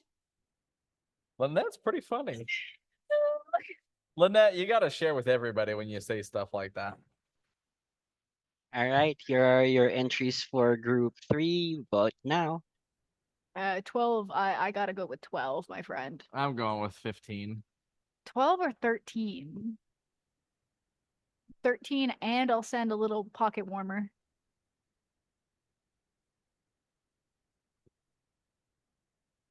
Oh, my sibling once got a chemical burn from a pocket warmer they put in their ski boots that exploded. Your whole family is accident prone. No, my dad has never broken a bone or dislocated anything. That's a miracle. Neither has my mom. I told Sherman one day, I was like, you get on my case about doing dumb things from experience after he was telling some stories. Yeah, but he's never gotten hurt. No, I've never gotten seriously hurt either. That doesn't mean I haven't done some seriously dumb things. I'm looking over there at a certain thing. Ah. 10 seconds to lock in your votes. I dislocated my house key. Oh, Time's up. dislocations don't hurt too bad if you pop them in soon enough. It's when the joints in your tendons and stuff and your ligaments get super stressed, that tends to hurt a lot more. But when you pop it back in, it puts less strain on them. Yeah. Edward's like, disgusting. Stop talking about this. Gonna gross him out. Although at least it's not the cottage cheese story. Don't remind me of that. I was living in such blissful ignorance for why do I have to think Everybody's about gonna that like now? every time you guys eat cottage cheese now, you're like, oh, Zeke ruined it. You did. I like eating cottage cheese though with cherry tomatoes and mushroom seasoning. And you scoffed when I said peaches. What do you mean peaches? You put peaches and cottage cheese together. No, molasses and cottage cheese. I found out it's a thing people eat in Georgia. I cannot wrap my head around the flavor profiles combined because I have never had it. I don't want to judge it because I've never had it. I'd rather try it first. But conceptually, seems cursed. You know what I really want now? So we gotta make some pecan pie. That's Sherman's favorite. I can make Pecan pie. pecan pie. Pecan. All right, we can. have the Pecan. results for this group. And moving on to the semifinals is entry number 15. Yeah, 15 stunning. You get that Chocolate orange chips with flame. cottage cheese with maple. I've known cottage cheese sometimes, same with ricotta cheese and cream cheese can be put and like made into like a good texture for like sweets if you put enough sugar into it. I do know that Okay. you've had cream cheese frosting. This is the first entry Ooh. for the fourth group. I want cheesecake. Pecan, see? I say pecan too, but I mean, But look at this agate. Look at how it has all of these little fortifications, and it's a shadow agate. I think next time we do this, We say what you- kind it is. you guys gotta put what kind of agate it is and put the dimensions on in the photo, Yeah. or just send it with the team. Oh, that's Holy- nice. Is that what I think it is? No, Why you gotta? oh, no. It was just force of habit. Sorry, it is what you think it is. It's definitely an agate. All right, next I was entry. thinking it was a piece of wood. Oh, Yeah, that's a nice Lost Bornitas. oh, that is a yellow Look at the band. detail in that banding. I like the dots in the banding. Next entry. Crazy Lace is gorgeous. Oh, that looks Really like nice band. that looks like a it's not a Swazi. Aioli? No, I'm thinking that's a Laguna, like an old stock Laguna.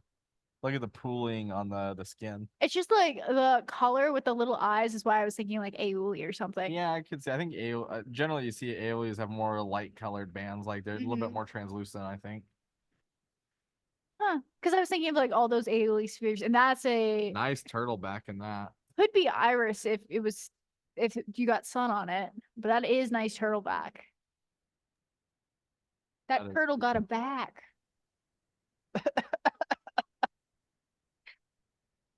All right, voting starts now. 17. Yeah. That was pretty crazy. See, you finally caught on to the trend. I've been laying it down thick for like a year now. This is really fun. Oh, I'm having a blast doing this. Although, while you guys tell this up, I gotta go pee. I'm like gonna do the pee dance here in a second. Oh my god, he's virtually skipping to the door, turning yellow. I have not seen Zeke move this fast in a while. My goodness. All right. We get some one-sided commentary with me here. Last 10 seconds. I'll vote for Zeke. Don't worry. Whatever I pick, he'll pick the opposite. I know him well. Time's up.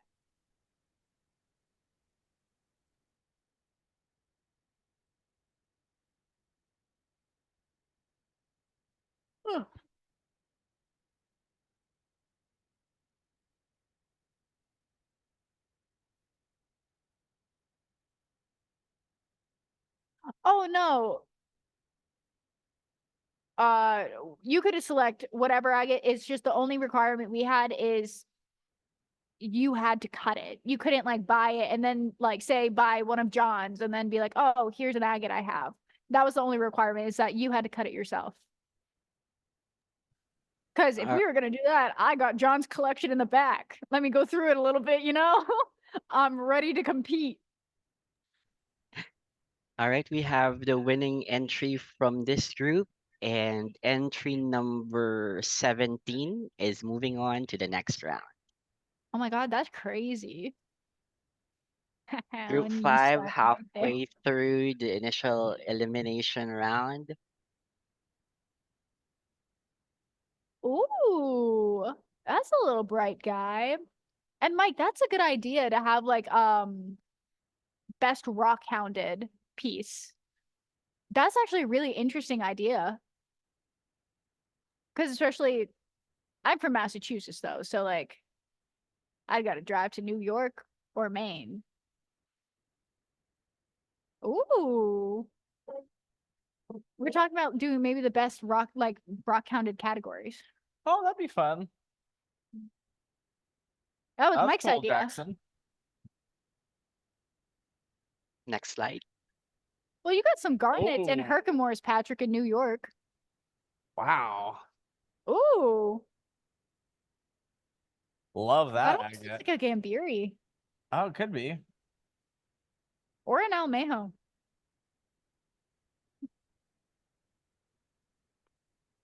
We gotta go, Herkimer. Yeah, we do. That's more skin than I've ever seen from you. They are cowboy boots. Yeah, they are. You cowboy- hide that much boot under your pants? My goodness. They're just regular cowboy boots. Sorry. We were Next arguing about the cowboy slide. boots. Oh, that's a Mozambique. Little tube agates. You got that banding, that nice raspberry color. I love the tubes in this. I find Mozambique up there, one of my favorites, because it's just so riddled with tubes. I almost think it got a tapeworm, you know? Oh man, I missed the first one. Yeah. All Yeah, right, 21 voting my starts favorite. now. Honestly, I'm a fan of 25. Although I like the silver. I really like the For me, silver it's setting 21 or more. 23, but I like 21 is so vibrant. it is. I won't give a description for it though. I won't. It looks like liver, you know. Liver would It's too be bright. liver I would know. be a dark red, okay? I know, I'm More just- purplish red. I'm just harassing you. I've had. Do you know pate is just like ground up liver? Eh, Ground up liver paste. why would anybody eat that? It's actually kind of good. You're weird. No, I'm seasoned. Seasoned. I Apparently, you're have a- seasoned with I ground have- up liver. I have a diverse palate. Diverse palate.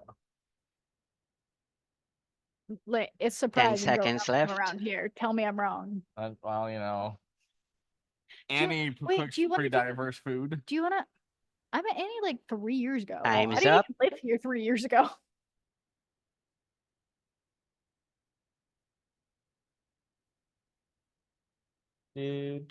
Do. Why I oughta? You're so funny. Those are so beautiful. All right, we have a winner for this round. And moving on to the semifinals is entry number 21. Yeah. That was close. Between 21 and 23. Whoever Here's- cut 23, we put in the chat what it was. I'm really curious what 23 was. What the? That That's gives a nice condor. condor, but like that crystal formation of the quartz is weird. That is really cool. The pattern in there. That is. Oh, Montana. That's a Montana with a ton of. I was gonna say character, but that doesn't do it justice. Like, look at all the little dots, and then you also got the veiling, Very and you got the vibrant. reds with the bright blue. A bunch of granite. If you send me Guardian Knight, oh, you don't know what's coming. That's a nice Montana. I don't like. We know I don't like boring. I like red palm woods and stuff. Boring palm woods, not the biggest fan. But if you send me Guardian Knight, Did you like that palm? enemy for life. I have not even looked at it. You know, I showed it to you. No, you vaguely gestured, "Hey, have you seen the palm wood?" And I said no. We walked over and looked at it in the Crazy lace. sauna. Shh, crazy lace is on. Although I can tell you a lot about how curling stones are made from this specific kind of granite from Scotland. I've watched the videos. I thought I could core that. And I thought, how cool it'd be to have a Oh, look at that! Look at the botryoidal like bubbles coming up through the well, agate. Edward, that's how they're made, is they core out the big blocks. I wasn't just saying the first sphere. All right, voting starts now. Edward's over here veering. I wasn't just saying to make a ball, although I wouldn't make a ball. I don't think that's a Montana with the court center. It kind of looks. Oh, it could be a Sweetwater agate. Yeah. I'm going 27 on this one. I'm going 26. That is a weird condor. It is weird. I'm a fan of the weird. Maybe that's why we're friends. I was just thinking you are kind of weird. Why are you laughing, Darwin? Hold on. It is a Montana. I have haters here. Not haters, just to agree. There's nothing wrong with being weird. Everybody needs someone weird in their life. Last 10 seconds. Yeah, I got Sherman Rowland. And got you. Inherited. This is an inherited personality. Time is up. You know, I have to carry on the Roland legacy of being a menace to my coworkers. I don't have my sibling working with me, so you'll do. Oh, thank you. All Glad I could right, we fit- have a winner for this round. So moving on to the semifinals, it's entry number 26. Yahoo! All right, Mario, what the? Oh, That That's looks like pseudomorph. a needle agate. barite has done me so dirty with that pseudomorph barite slabs. That looks like one of the Turkish needle agates. That red skin is odd though. Ooh, a I really like that Laguna. cab. That's a perfectly cut Laguna cab. That was beautiful. Fantastic placement. Look at that shine. That was really good polish. Nice condor. Oh, that's some purple in there. Some great veiling. Look at the bright reds. I like the chromatography. Oh, it's kind a carnelians. See, those almost look like Almejo too. The way they got the orange, the blue, and then that outer band or Gamberry. I'm more thinking like just carnelian only because you have such a bright red thick border. Well, carnelian is just a color. Well, I know carnelian is just a color, but I could not say with authenticity the type of rock it is. I like that one. Ah, That looks like a condor too, although it could be a river crossing. But I don't see enough green on the skin, so it's hard to tell when you just can't from see the this skin. picture, I'd call it a condor. I asked John about that, and John's like, usually skin, but like you can't always trust it. Right. And I was like, dang, I'm going those 32 on Argentinian agates. All right, voting starts now. 33 is mine. My bet. I'm going 32. I like the purple. That's such It is good a work on clean that cab. cab, and you can tell by that reflection that the polish on that is phenomenal. Like, So what someone put would in be some your serious entry, time. Zeke, if you were to join? If I was gonna put one up, Yep. I would go dig through John's do not touch pile at agates. No, and I'd the cut one something. you cut. I know I'd go dig through the rough of John's do not touch No, agates. no, you can't steal from John's. That's still taking John's agate. Honestly, my collection does not have any really phenomenal agates that I've cut. I have a couple. I have a couple Lagunas, a couple of Koyamito pseudomorphs, and a couple Almejos that I would put up. Yeah, I've cut a bunch of, well, if I was gonna put one up, there's one particular Laguna I would put up, and it's purple with neon pink in it, and it's full of tubes. Ooh. I do you cut have a ball out of it, and then I cut the two ends off and made specimens out of the ends. Yeah, I'm with Edward on Edward. You didn't see the. I don't know if you saw the face I just gave to Zeke when he I said I did. cut a ball. Okay, it was a nice nodule. I got $1,000 for the ball, and I still had two nice specimens out of it. All right, time's up. I don't care about the money. It's the respect to the rock. Oh, I'd sphere it again in a heartbeat. No regrets on this one. Actually, I would do it again, and I'd cut it with a little bit bigger core. All right, we have the results. Moving on to the next round is entry number 33. Darwin, recap the deal for Joseph, please. Oh, sorry. Hold on. It's a late So night this is for us. group Sorry. 8. Sorry, I got trained by John. My patience went totally out the window when I started working with John. He's like, now. It's because John and Sherman have ADHD. They just can't stay still. Oh my god, John was driving me nuts last night, tapping on everything, pacing in circles. I was like, hold still. Driving the car with John and he's tapping, and you're like, shh. All right, 1 pound for $60 or 55 pounds for 600. Holy. Is Although that 600 seems a little cheap. is that a but, pseudomorph Botswana? I think 600. I think it's supposed to be. Look at that. Oh wow, that is Yeah. fantastic. Thought it was 5 foot. That is insane, agate. And look at the eye. Botswana is Did you insane. see the eye on the? Yeah. Wow. With a little bit of green. I like the floater in that. That is an insane Botswana. That were really. I have not seen a Botswana like that ever with a pseudomorph like that. Is this Laguna? I think so. It's so hard to Good tell when you eyes, can't flip it too. over and look at the skin. I'm looking at the matrix and like how it's that reddish matrix with a little Oh, bit I of white agree. It looks like a twinkle. Laguna, but like I want to flip them over and look at them. That's Is it unusual. plume?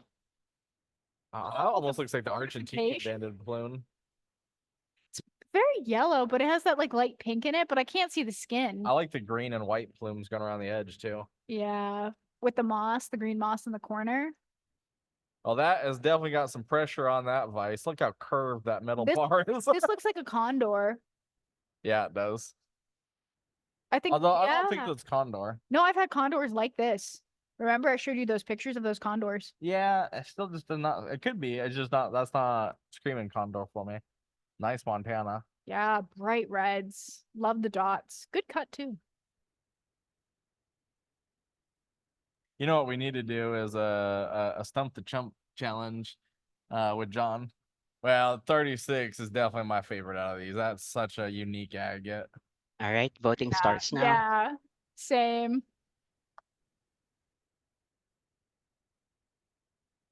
Stump the chump with we get 36 really is green definitely one I agates. would like in my collection.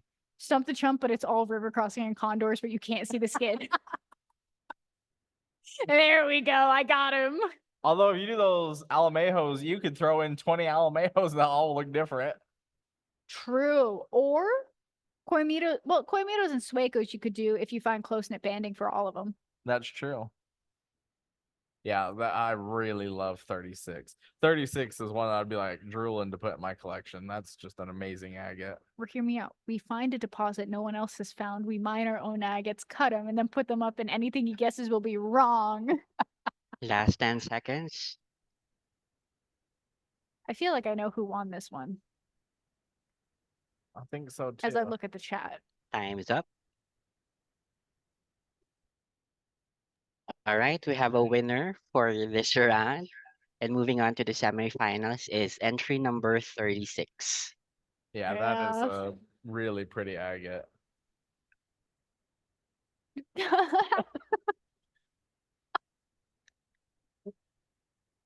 I have been watching a I lot of like Formula the One. calcite crystals on top of the quartz in the center of this one. I wanted to say Botswana, but the skin doesn't look like Botswana. The skin, It could be, I the guess. skin But almost looks like Laguna. it with does those look like little- Laguna skin. Yeah. Could be Laguna. Oh, That's nice. What is this? It's hard for me to tell without the skin. Looks like a condor. It kind of shows how much we rely on looking at the skins when we're naming rocks. The Matrix You do does rely tell a on the lot. skin. That's a fun fact. It's a little blurry to see, but I like the tubes in it. A little bit of orange. looks like buctroidal bubbles where you polish off the top layers of them. Yeah. See, and one of the reasons that I said I'd be judging the photos Look at this. is because if you guys are trying to sell, I want you to think about the photos. Like if you're looking at these photos, not even just the agates, but look at the photos. Which ones do you think are going to be easier to sell with the photos? That's why I'm judging on photos too. Because I'm thinking about if you guys are trying to sell these, think Ooh, about the picture you're want that. taking. I like this Botswana. I love the super fine banding in Botswana. But Mm. then when it opens up a little bit, That's really you pretty. got that wave. I can't really tell if it's a cherry center. It's a little bit dark. I don't but think it's that's a cherry center. It's a little bit of a red center. I don't know if The cherry though. spacing on those bands is really nice. It looks like a heart. I like that agate. I just popped my ears sneezing. You didn't sneeze. No, because I held it in and I popped my ears. All right, voting starts now. This is the wrong. This is the. Oh wait. No, I think you put the wrong one, Darwin. This is from last round. I think Oh, yeah. yeah, it is. Wah, wah, wah, wah. Yeah, we're working out the kinks. Oh, I know. When you're all I can unraveling hear- a hose. All I can hear is John going, "Come on, dude." Come on, man. That is something to know about John and Sherman. I've been called dude since conception. I wasn't even born yet. My dad was going, dude, to my mom. It's in his blood. That's so funny. If he likes you, he'll call you dude. Your buddies, your pals, your friends. Sherman calls everybody dude. Sorry, hold on. We'll No. just edit this slide. That's okay. We're just enjoying the view. I'm looking at No, that about no yeah. pressure. We're not all sitting here waiting. Punch you. If it makes you feel better, Darwin, Tay's punching me in the ribs for that. Ow. Hold this off.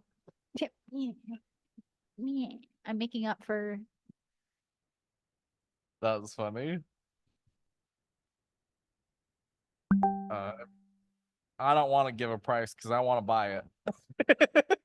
Give the price. Come on. I don't even know that's such a good agate. A lot. Should we just I just could go go- through them again and then base the votes out of that Yeah, take Yeah. us one through by quick. one? All right. If we don't have a slide, we'll make it work. Okay. So And whoever owns 42 should just message me after this. this is entry That was 42. fast. Woo. Next Why one. is weird with those calcite crystals? And it looks like it's going into like amethyst. Yeah. So we got Entry 42, this is 43. 43. Sorry, Darwin. All right. Don't worry, Tara. I'll Next keep one. teaching him. 44. Troidal agate of some kind. I don't know if that's flame though, because do you see that flash? It kind of looks like it could be flame. Nah, that's not. I don't think that's flame. All right. Next That's- slide. 45. Do we have two 42s? 45 is killer Yeah, that's. I love the green and orange flames or yellow flames in that. against In the blue. Yeah. Twins. Oh, I think 46. 45 is my favorite. Out of this my bat. keys. And then next one. 47. I like this one. But I have to say 42 got my heart a little bit because of those. It's just a weird crystal formations. It's like specimen vibes. What? Well, see, it tells you that it's really not the price of the agate. It's how much people like it. Like, that's why I wasn't too worried when we were talking about a price category, because I knew you could put a really expensive agate against, an Alamejo, and it doesn't mean that the expensive agate's gonna win. No. That's why I wasn't too worried about the price of these. Truth be told, I've also seen really, really rare like agates that I find like I've seen like Apache agates and stuff that I'm like, that's not too pretty, but it's expensive because it's rare. Because that's counted into price. And I'm like, it's not, I wouldn't call it like some agates necessarily really pretty or eye-catching, but because of the rarity, they're expensive. Because you're paying more for the material than you are for the aesthetic. Well, and some agates, like, think about the owl. That's just river crossing. It could have been sold, if it was a pound, it could have been an $85 piece of rough if there was no window on there. But what did it sell for? Something stupid like $250,000? And the boots are killer though. The boots are killer. See, but the boots, what was that? Like a pound and a half, 2 pounds of Moctezuma? Yep. Big Moctezuma though, to be honest.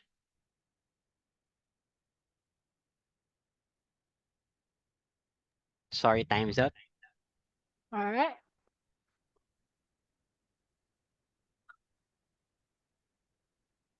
Well, I don't know that everybody's voting based on photos, Carl.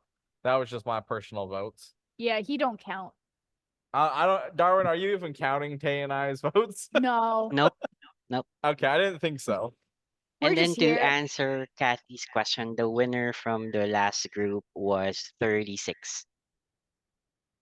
So did you check to make sure we didn't have two 42s? We Blue can 42. scroll back quickly, Jules.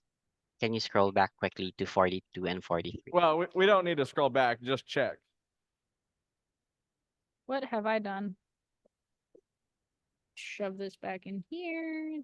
Beautiful. Go back one more. Or to the next one if we're gonna check. No, there's not two 42s. That's 41. All right, we're good. No worries, Kathy. All right, Spilled we oil have on the my winner for this group, and moving on to the next round is entry number 47. So if we can just show Awesome. entry 47 again, just to show which rock is moving on. It's the heart. That is a pretty agate. It's such a deep red too. It is. Make a Okay, good. then for the last but not least group for this initial round. Give it to us. Oh, I like the little Ooh. eyes on the outer bands of that. That's an interesting agate. It's bright red. Yeah.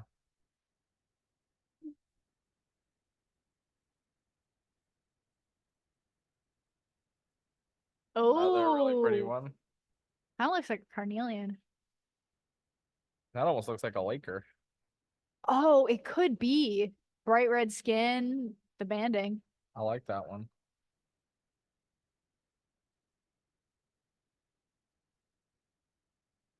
Another beautiful agate. I like the moss. Look at the green moss in there with the chromatography in that corner from yellow to orange to darker red. Yeah, I think the moss really adds to this piece. Yeah, it kind of gives like that confetti vibe. Not It like does. confetti agate, but like Yeah. the aesthetic. Oh, it's your little heart again. It does kind of look heart shaped. Botswana, I think. Yeah, that's Botswana. I like that. I like that you got this big area going into the tighter bands. Oh, That looks like an island agate. yeah, I agree. You can see also like the What I skin in the really like corners. is it looks like a puff of smoke going through the middle. That's really cool. Oh, That one also looks like an island agate. yeah. Caramel colors. I like that. Right, I like kinda voting torn. starts now. I'm torn I'm kind of between. torn, but I think I'm gonna go 49. I was gonna say 49 as well. Look, Oh, this looks a lot better. yeah. And Kay is proud of her clean shoes now, or clean shoe. I spilled mineral oil and it was time. Give them to Annie and they'll be. I need to get some saddle soap and do my boots. I was gonna say I have leather conditioner. That could work. They need a real good scrubbing first too. Scrubbing. Scrubbing. I really like 52 as well. I mean, I like all of them, but There's no ugly agate unless it's. I your haven't midnight. seen an ugly agate on here yet. Well, there are no ugly agates. There are ugly granites. 5 seconds. I will not name names, Yes, you will. but I'm thinking of it.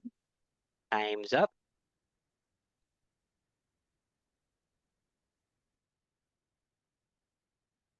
Oh, it does look like a duck.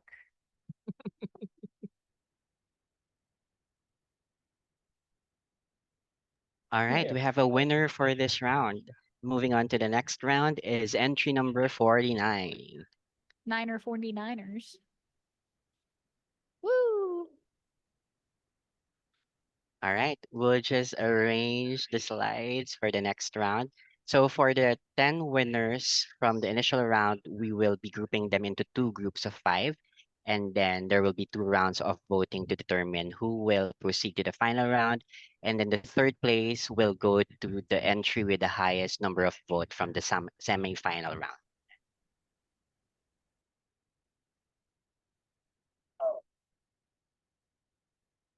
Our team does an awesome job putting this together pretty quick. I extended the deadline and they were still able to pull all this off. Yeah. Darwin was sweating a little bit when I was like, "Oh, we can go till tomorrow." He was like, "Okay." Darn, you can't tell Zeke no.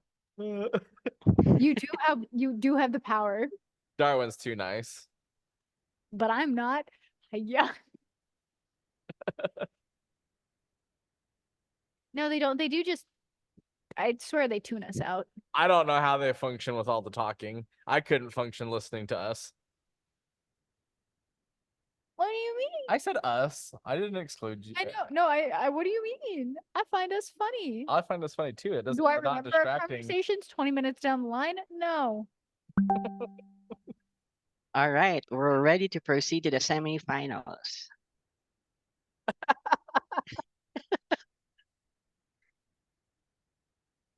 Catherine, You know, no, John and told I me. think that is a blessing. John told me I'm supposed to go back and listen to myself, but I really don't want to. I hate listening to myself.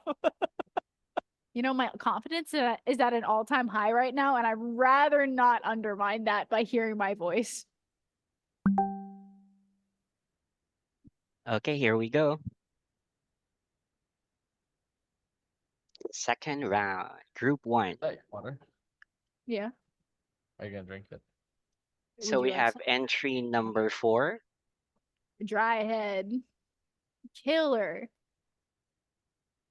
next semifinalist is entry number 8.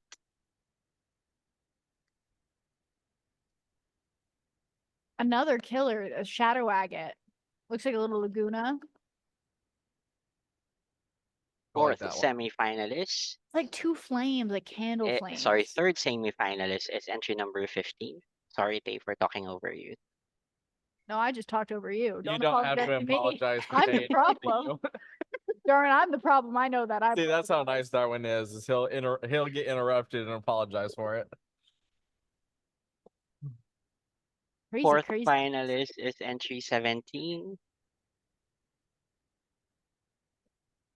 And the last finalist for this round is entry 21.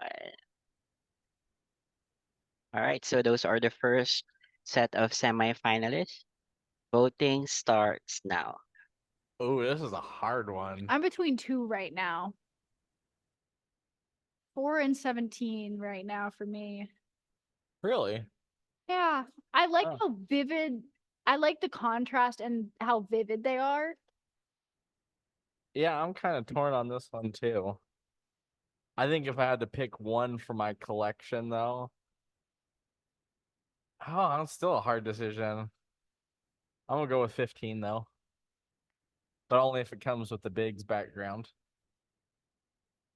2-in-1 deal. Exactly. Lots of red, yeah. And Janice, I have heard myself. I've heard my voice, and I'm like, who is that 12-year-old child? Then I realize it's me. And I'm humbled once again. Last 10 seconds. Yeah, when I listen to myself, I'm like, oh, I sound so goofy. You do. Oh, thanks, Tay. I'm joking. You Time's sound- up. Oh,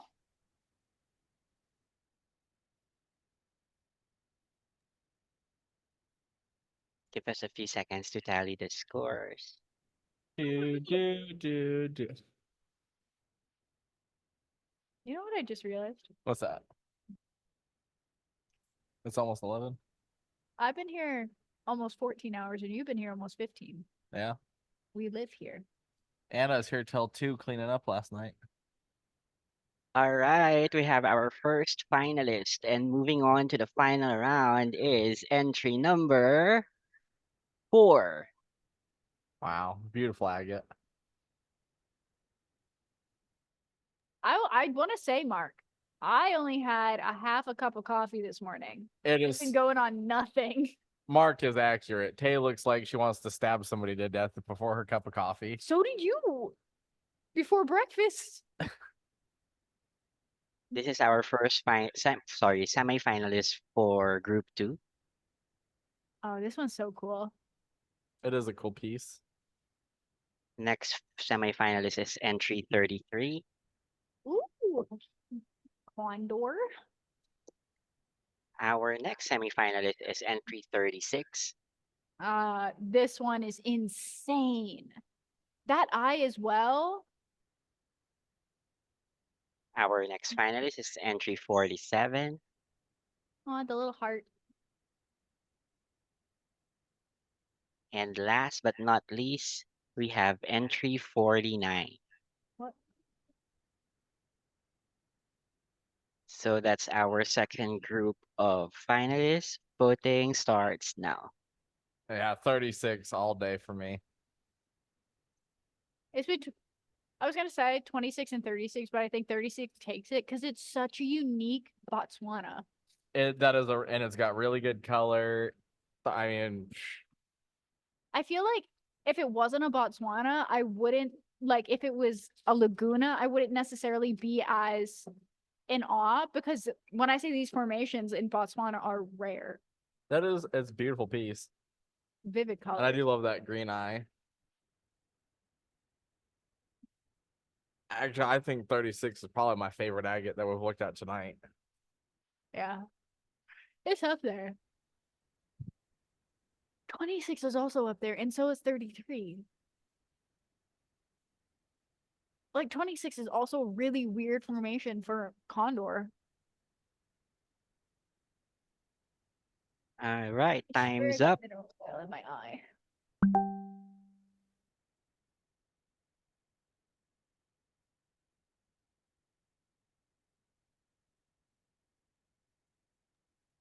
All right, we have our winner for this round. And that's going to be entry number 36. I feel like that did not surprise anyone. Yeah, 36 is stunning.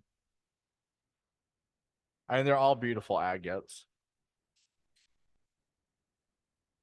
Yeah. but I really like 36. I don't think I've seen an ugly agate. Because, you know what?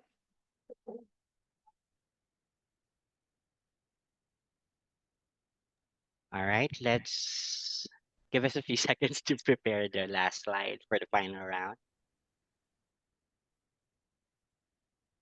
Do do do do do do do do do do do do.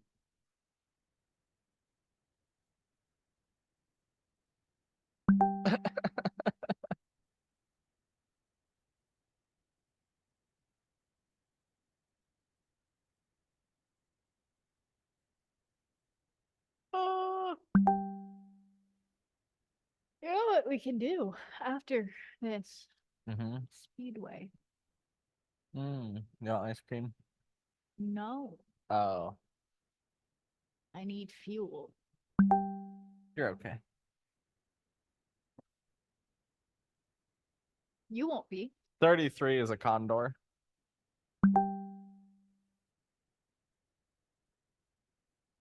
Or that's what we think. We can't see the skin. We're going purely off of. I already talked to Patrick. I know it's condor because I've seen that agate before.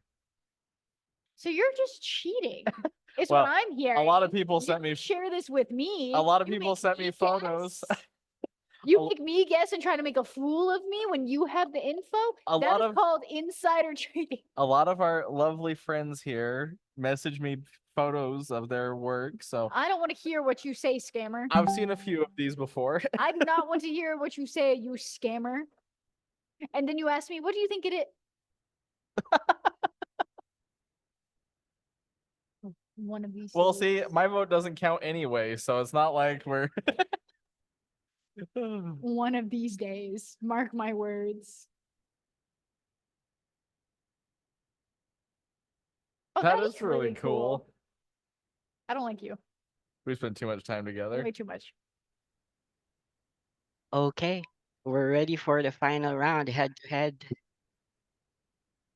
Do, do, do, do, do, do.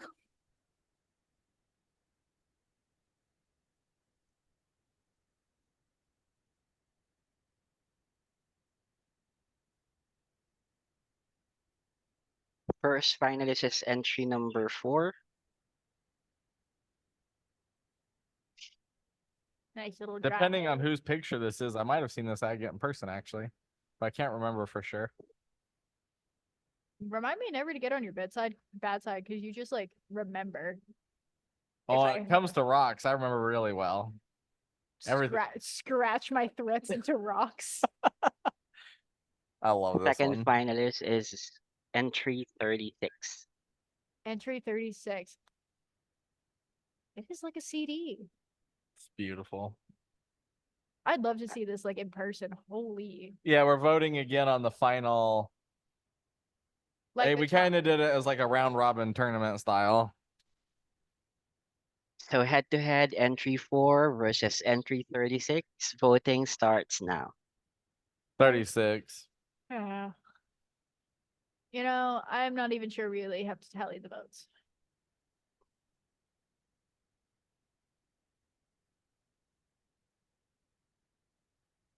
Had I moody. I do love both. They're both really good agates.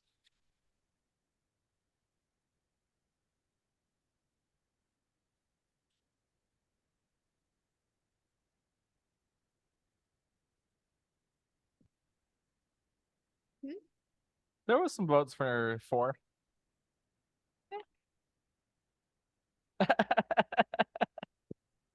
That's funny, Janice.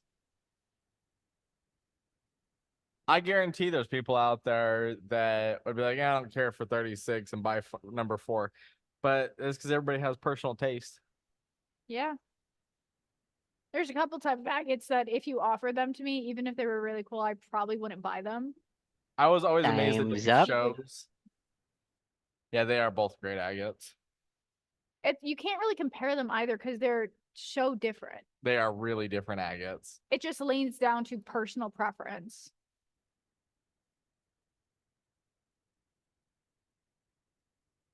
Don't get me wrong, I'd take number 4 in a heartbeat. That's a killer agate. Yeah. Like a calendar. A That would rock be fun to do a calendar. calendar of the winners. I bet Chantel knows a guy. Probably. What we should do is just do these often enough that we can put together a calendar for like next year. Oh. And then we can both mark off our vacations on the same weekend and one of us gets denied. Glad you understand. You're nice.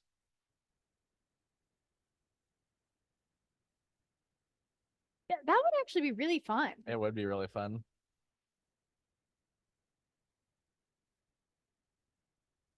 I've only gotten one gift as a like poster gift, and it was scarring in a way because it was a bunch of naked people. What lovely friends you keep. They weren't my friends. Oh, okay. They were Samaya's friends. Ah. So I guess even more traumatic because I didn't even know most of them. What was like for their like? Are you just waiting for 50th us to stop talking, Darwin? Or are we figuring out first, second, and third? Nope, I'm I was just wondering- waiting for the team to advise me whether the slide is ready for the grand winners reveal.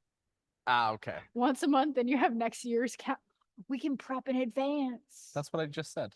Well, I have a really small brain. You You don't know? have a small brain. You're just a little I slow. think a lot, but I only think one thought at once. You know, they're lined up. They're lined up.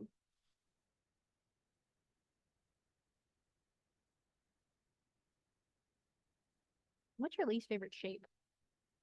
That's a good idea, Lynette. Recap the deal. Mine's a rhombus. You don't like rhombuses? An Too oval. angular. Rhombus should be round. The name indicative is it just sounds rhombus, round. But it's not. It got edges. I'm a hater. Now that I think about it, after watching Edward, I don't know if I know what a rhombus is. Rhombus.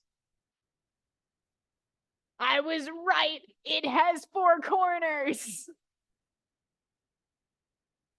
No, I did not want the equation of the area of a rhombus. No. Circle sounds round. Yeah, but rhombus, round, they both start with R's. They don't both have O's. It's like a smooth. Oh, Roomba. You know, I've never thought rhombus and thought round. I think that is a uniquely Tay thing. Listen, I struggle to sleep at night. I have a lot of thoughts going on sometimes. Counting sheep who? Right? I'm starting to All understand- right, we understand are the ready to reveal the winners. Did you guys hear Tay? That was the funniest thing I've heard in a while. She's like, I'm starting to understand my nickname, the Tay-Rets. All So for right, the- in third place, we got Marvin. Congratulations. Ooh. I love the And stance you have, Marvin. We need some of those. I didn't need in to say. second place, Dog Moore. Beautiful agate. Yeah. Congratulations, Doug. And our first placer feels like the Meryl Streep of cutting rocks. It is Dog Moore. Oh, Beautiful. Doug got a collection on him. No kidding.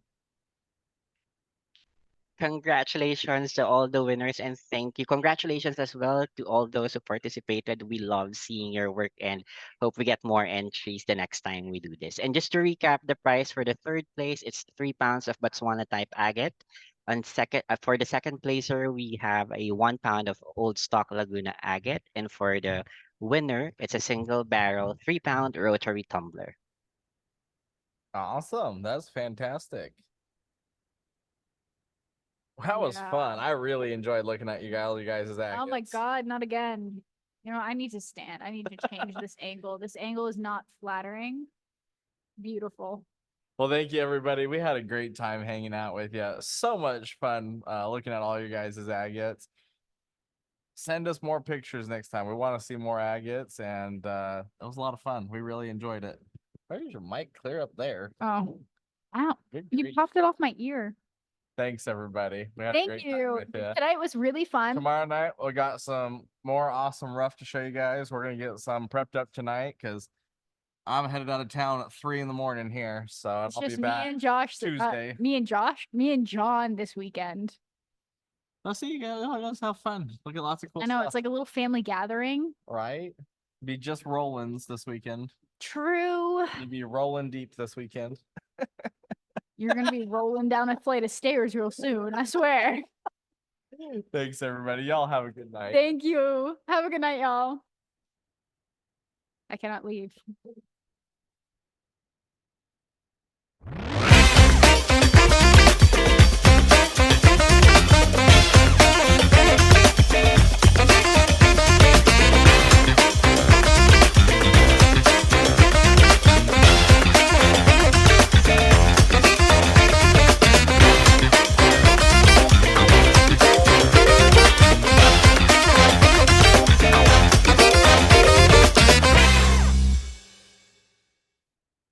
Thank you, everyone. It was great fun tonight. We'll see you again tomorrow at the Rough Rock live sale. And again, thank you. Good night. Enjoy the rest of your evening. Bye. Take care.